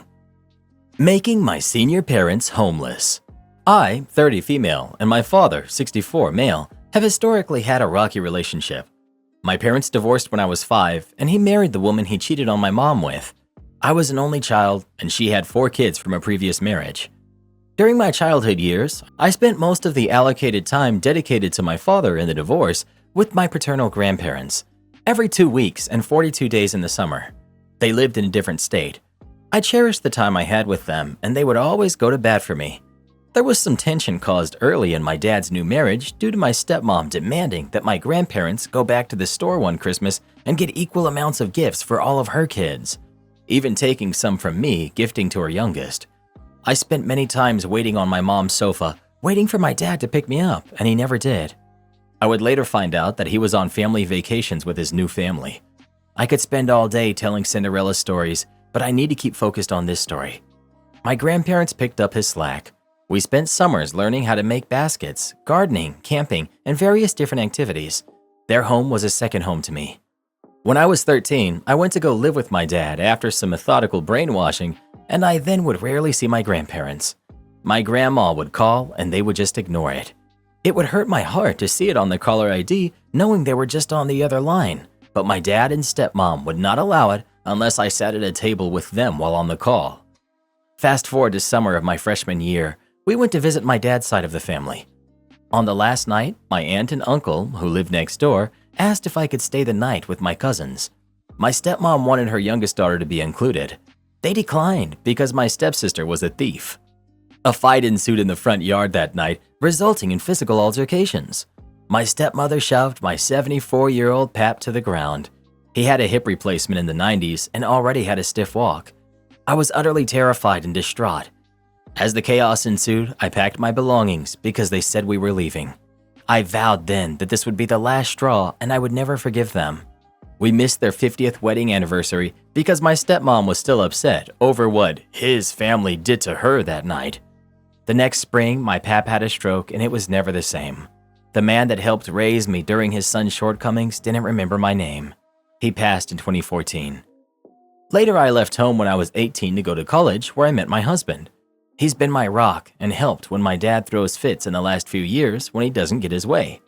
He has showed me nothing but unconditional love and support and is the father to our child mine could never muster to be. I go no contact with dad every couple years because of his behavior. There's an old saying that time heals all wounds, but I don't believe that to always be true. I maintained a relationship with my mammy, paternal grandmother, until her passing in December. She was a cheeky one who left notes for us to find after her passing. This woman never forgot a thing when she felt slighted. That also reflected in her will. I inherit the house that has been deeded to me since 2001. My dad knew they would give it to me, but I honestly think he thought he had a chance of fighting me for it. Since 2012, he and my stepmom have been living in an RV that's now starting to fall apart. He's retired military and he has no savings. Right after the funeral, he stashed his belongings in closets. I discovered this after I changed the locks and added cameras, as I live out of state and wanted security for the home before I sell my house and move into my childhood home. I put his stuff and what was owed to him in storage, and my uncle gave him the keys. After learning this, he's been furious. My step-siblings keep reaching out, telling me I'm heartless for keeping him out of his parents' home. He called crying, and I coldly told him if they wanted him to have it, they would have left it to him. I also told him that he should have treated his parents better when they were alive. I have the deed in my hands, and there's nothing left for him to do about it. The estate is almost settled, and what land he does get will also have my name on the deed. I would rather share my childhood home with my daughter and all the whimsical things it had to offer, even if my dad ends up homeless. He literally made his bed, and now he gets to sleep in it. He cared more for stepmother and her spawn than for you. So I agree, if he ends up homeless, that's 100% on him and it has nothing to do with you. Don't let some idiot who has zero stake in this come up and give you the "but he is family" crap. He has not treated you as family, so he is not family to you. He's the donor and nothing else. Am I the jerk for not serving meat at my wedding? My fiance, 26 female, and I, 26 female, are currently planning our wedding, and despite us being on a low budget, we somehow are managing to make this wedding work out smoothly. After searching for affordable catering, we found a catering company that would not only give us the option of having people served instead of a buffet style, not that that's bad, but it just wasn't what we wanted, but had a whole menu that was entirely vegetarian. I'm talking stuffed portobello mushrooms, stuffed peppers, lentils, scalloped potatoes, all kinds of stuff. I'm not vegetarian. I do eat fish on occasion, but my fiance is completely vegetarian. We also have several people coming to our wedding from different cultural backgrounds, including my fiance's Jewish father, our Jewish roommate, and Muslim friends of ours, all of whom have never eaten pork. We also have gluten-sensitive friends. And most of all, I don't want my fiance of all people to have to question the food she's eating on her wedding day. When that's a problem she struggles with almost every time that we have to go out to eat with friends or family, or to events at other people's homes. She usually ends up eating chips and guac or just sides of potatoes. She can't even eat the tortillas my family makes traditionally because it contains lard, and that's just how well I made them. I had been keeping my mom included in the planning for our wedding, so today I decided to show her the catering company that we'd been thinking of. The first thing she asked was, "What about people who aren't vegetarian?" And in response I said, "People can't eat vegetarian for one meal?" And she just got quiet. I again tried to hype up the menu, stating, "Doesn't the menu look good though?" And mentioned everything as stated above, and she again was silent for a good 10 seconds and said that one of the sides just looked good and moved on. Sometimes it's hard for me to read my mom's emotions since she's not very confrontational and her mind wanders a bit. Her words, not mine, so I wasn't sure if I had upset her or not. There hasn't necessarily been any drama surrounding this, but there's already existing drama considering this is a wedding with 2 brides, and I'm afraid of this decision creating more drama for us to have to deal with. I thought I was being inclusive to everybody by not serving meat at my wedding, but now I'm second-guessing myself. Any friend I talk to is going to say what I want to hear, so I'm asking Reddit instead. Even better if you eat meat and find yourself in this situation. Would I be the jerk? Edit. I'm truly not trying to claim my mother is the jerk, nor did she say anything necessarily bad. She just asked a question. I merely was second-guessing my decision because she said something. I was worried it would become a bigger issue. Edit 2. There's a section on our website that provides people with the option of listing allergies they have so we can plan accordingly. Also, we plan to have the full menu listed on our website, which will also state that it is fully vegetarian.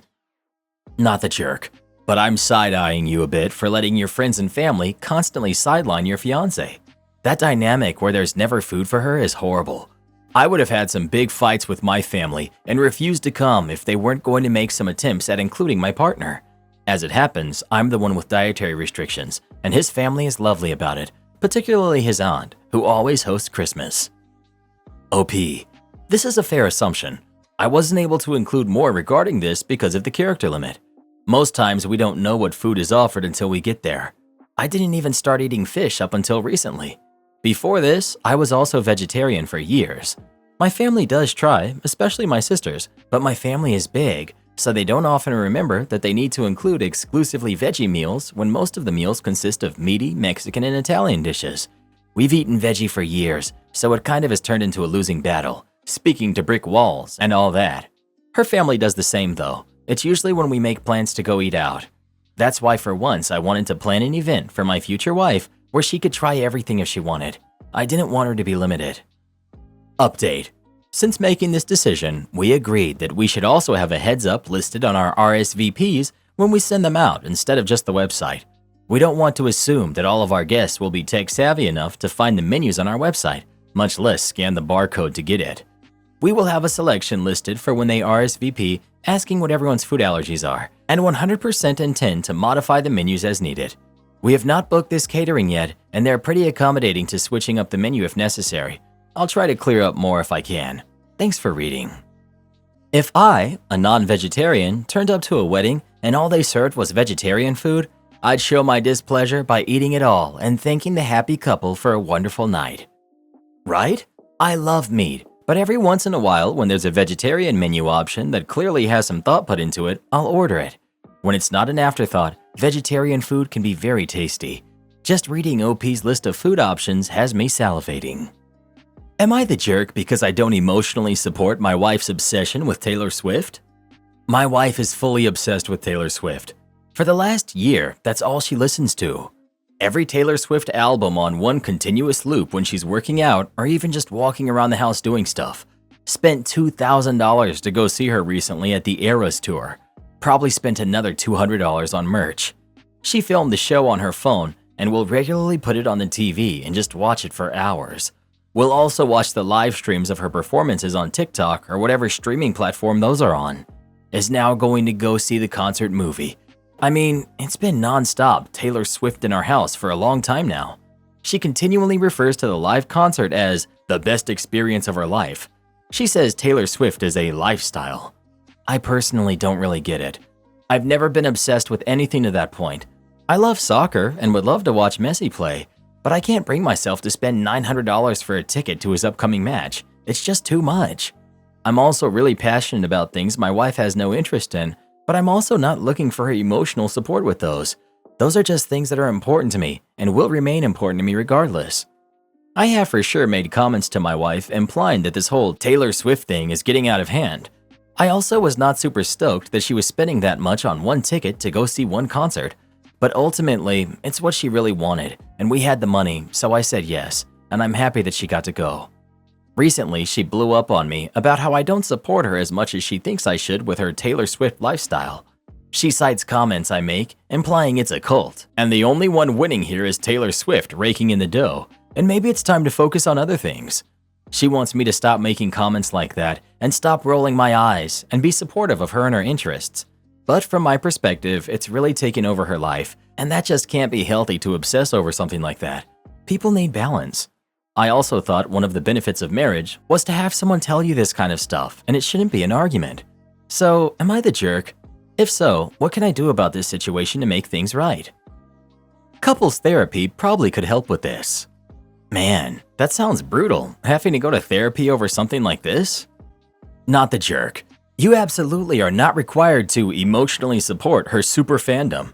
She seems weird. Edit. Seems I've upset quite a few of the Swifties here, and I'm okay with that. These Swifties are notorious for how zealous they are. It's almost a religion. Is there any reason she's so popular again? I hadn't heard anything about her in years, and all of a sudden, it's all anybody talks about. Good question. I noticed the same thing. She's got a great marketing team. My daughter said nothing about her for like 10 years, and now she's obsessed, claiming she's always been. It's so odd. It is really weird. She's always been around, but in the last year, it's like she's exploded into Beatles-level fandom for seemingly no reason. Don't get me wrong, she's very talented, and it's easy listening. But I just don't see the reason for this happening now. It's like she just resonated with her fan base at the right time, and they are all feeding off each other. Well, who do you think is the jerk? OP or his girlfriend? Please let us know. $2,000 for a concert ticket?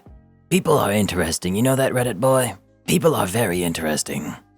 My brother's ex is demanding child support, but refuses to take a paternity test. My brother Drew unfortunately passed a month ago. Since his late teens, he was engaging in all sorts of destructive things, and it tore our family apart. We tried rehab, therapy, support groups, and interventions, but nothing was working. A week ago, a girl, Zara, got in touch with my parents online, claiming to be pregnant with Drew's baby. My parents got too overwhelmed to talk to her, so I messaged her from my own account to continue the conversation. I already recognized Zara. She was Drew's ex-girlfriend from high school. Zara said she just found out she was around 10 weeks pregnant and that she was really struggling for money and could become homeless very soon, and asked me or my parents if we could help her out. After doing my research, I told Zara that she needs to do a paternity test first. Even though Drew is gone, the test can be done with our dad's DNA. I said I'd pay for the paternity test. Zara got offended and upset and said she thinks I'm horrible for calling her a liar. She sent me a voice message of her crying, which I thought was a bit out of the blue. I told Zara she can either take the test or not, but we aren't giving her any financial help until she takes the test. Zara left me on red. I told some of my friends about the situation, and they think I could have been more understanding and kind to Zara. You're the jerk. I bet a girl who's pregnant and whose baby's father just passed got emotional when the people who acknowledged she had a relationship with him call her a gold digger. Anyway, you should get the paternity test done, but include your mother and your father so it's more conclusive. And just in case your mom is also a liar and/or a cheater. Your dad's DNA doesn't mean anything if your mom was out getting with other people. Info. Are you requiring a pre-birth paternity test? There are risks with such tests that can jeopardize the pregnancy. I would refuse to have one because of that risk. Paternity tests, or in fact any other unnecessary tests, can wait until after the birth in my mind. So I'd say you're the jerk if you insist she takes this risk. Afterwards, it's all game. Her not wanting to take it doesn't mean she's lying, in my opinion. It's very possible she's still grieving, and this could be a trigger. But you aren't a jerk for asking. Obviously, if she isn't in a grieving state, then it's not the jerk. But if he and her were close and such, then no jerks here for now. You're the jerk. Let's check the facts. There's a young pregnant woman who is asking for help, has reached out to you, and you assume she's lying and are demanding proof? Guess you've never heard of human decency. Caring for those who need some help. You honestly sound like a monster, and you should consider taking some classes on kindness. You're the same type of person who will complain about having to pay my college debt without even considering the fact that my degree I had to get loans for is completely useless. So now I'm still slaving away at Walmart, and you expect me to pay back my loans myself? Laughing out loud, dream on. Now that I don't have to worry about my college debt, I can spend so much more on important things that actually improve my life, like makeup and extensions. A girl's gotta look good. You really suck, and I would never give a dude like you a chance to be with me. Have fun being alone the rest of your life, because us girls don't want guys who have no heart, unless you're really good looking, but I'm sure you're not. Reddit boy, do people like this really exist, like in real life? Unfortunately they do, Karen. Unfortunately they do. My sister is demanding I walk down the aisle at her wedding with a girl who ghosted me 2 years ago. The title is weird. So is this whole situation I, 27 male, find myself in. I do think the backstory is important here. So my sister is getting married in November. We are really close and always have been. So I find this whole situation to be even weirder. I've been asked to be a groomsman on her fiance's side. Me and him are cool, and it was important to my sister that I'm included. I was really looking forward to it until I saw who I was paired with. So 2 years ago, I met this girl named Tara, who's 26, female, on a dating app. We started talking daily, FaceTimed a lot, went on dates, we talked for over 3 months, and I felt like it was actually going somewhere. Well, after one of the dates, she completely ghosted me, sent a follow-up text, but got nothing back. I won't lie, I was really upset. I even talked to my sister about it. Well, lockdown hit, and I moved away for a job. Come back to find out my sister and Tara are now friends. Apparently, my sister got a new job. Tara recognized the last name, reached out to her, and they became friends.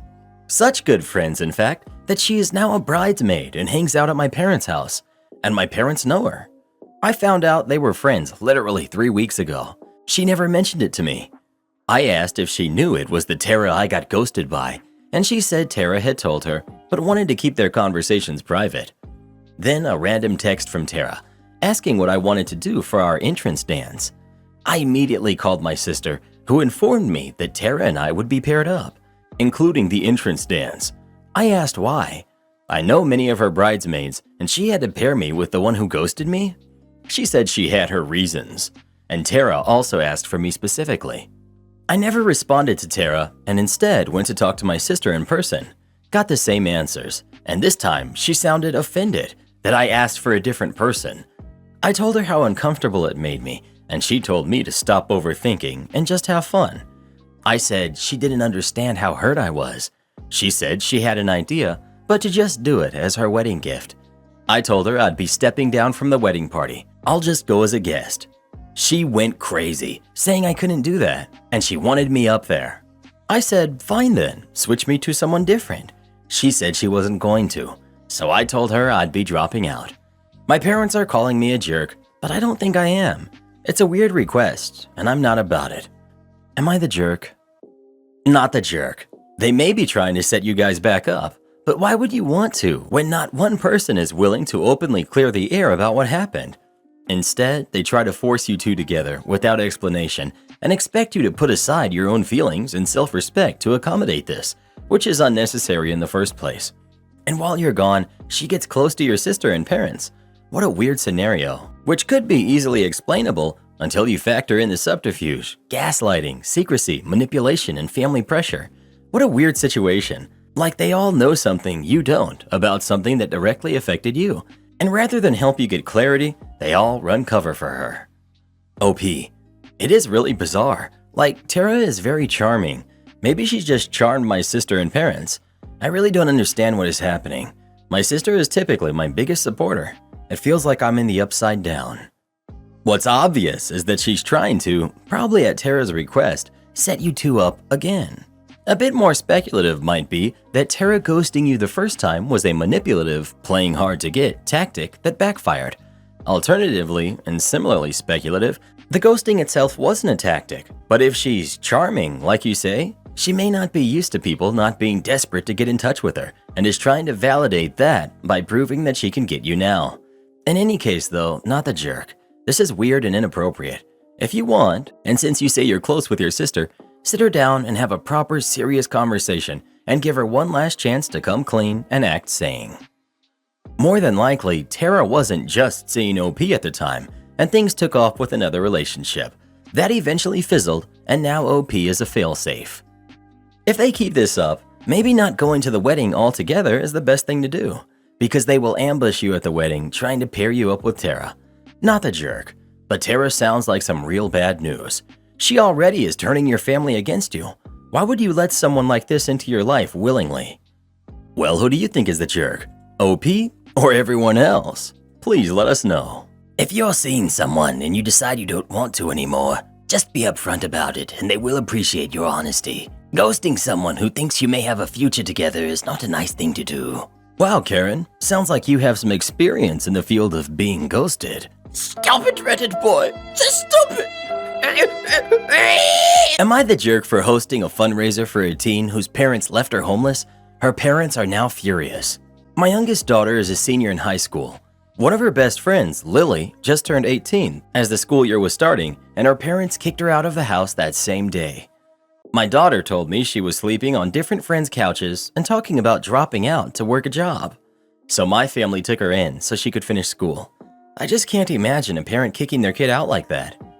So after we did that, my daughter and Lily decided to have a community barbecue/bake sale to fundraise for some money to cover food and housing expenses. It wasn't anything I ever asked for, but the girls wanted to do something to contribute for groceries and bills. The girls made flyers and little promos for social media, and they were pretty straightforward about what was going on. They said, community barbecue/fundraiser for Lily, and a note from Lily saying, barbecue. And a note from Lily saying, as you may know, my parents kicked me out of the house and cut off any financial support on my 18th birthday, leaving me homeless with no money or car. The Smiths gave me a home, expecting nothing in return except that I stay in school and graduate. I wanted to do something to give back and pay my own way. Anyway, I shared that on social media, and so did the girls and a lot of their friends at school. The barbecue was a huge success. Almost all of our neighbors came by, and so many kids from my daughter's school, and a lot of our family and family friends. The girls ended up raising several $1,000s, which I ended up putting in an education fund for Lily, where I'm also putting stuff like the cash she gives me from her job for groceries and stuff like that. I'm planning on surprising her with it closer to graduation. Anyway, Lily's parents are irate. They saw that I posted the flyer on the community Facebook page, and most everyone in town saw it. I got a call from her dad screaming into the phone at me for slandering their family online, which I felt was such BS. I told him to either stop this and act like a parent is supposed to, or lose my number. He started yelling on the phone again, so I hung up and blocked his number. Then I got a bunch of calls from another number. It was Lily's mom, getting angry at me about how I don't know what she and her husband have been through, and it was trashy of me to be begging the whole town for money for myself and acting like it was their fault. I was like, well, it was your fault. And she got so angry and said that she and her husband had given their daughter everything and she was ungrateful, which I feel is BS because they ain't even giving her a roof over her head. Am I the jerk for letting my daughter and her friend who was kicked out at 18 host a fundraiser that was very blunt that it was to raise money after her family kicked her out? Edit. I want to give a massive thank you for everyone in the comments who gave us advice, whether it's legal advice, resources for getting financial assistance for education, school, community resources, etc. Not the jerk. Frankly, that's just a bad thing for a parent to do. If they didn't want to be slandered, maybe don't kick your kid out the instant they become an adult. Edit. As many people have pointed out, it isn't actually slander against the parents if it's true. I used slander for lack of a better term, so for that, I apologize. Not the jerk. They're just annoyed they've been called out for their bad behavior, and now everyone knows about their crappy parenting. They're ashamed and angry that they've been exposed, but they're putting the blame on you instead of reflecting on their own issues. Not the jerk. Imagine kicking your high schooler out of the house and then getting upset at people trying to help her out. Well, who do you think is the jerk? OP or those parents? Please let us know. Do this next. Tap here on your screen to come see our new podcast playlist, where you'll find thousands of hours of the best stories you've ever heard. Or tap the one on the right. That episode is specifically just for you, based on other videos you've enjoyed the most.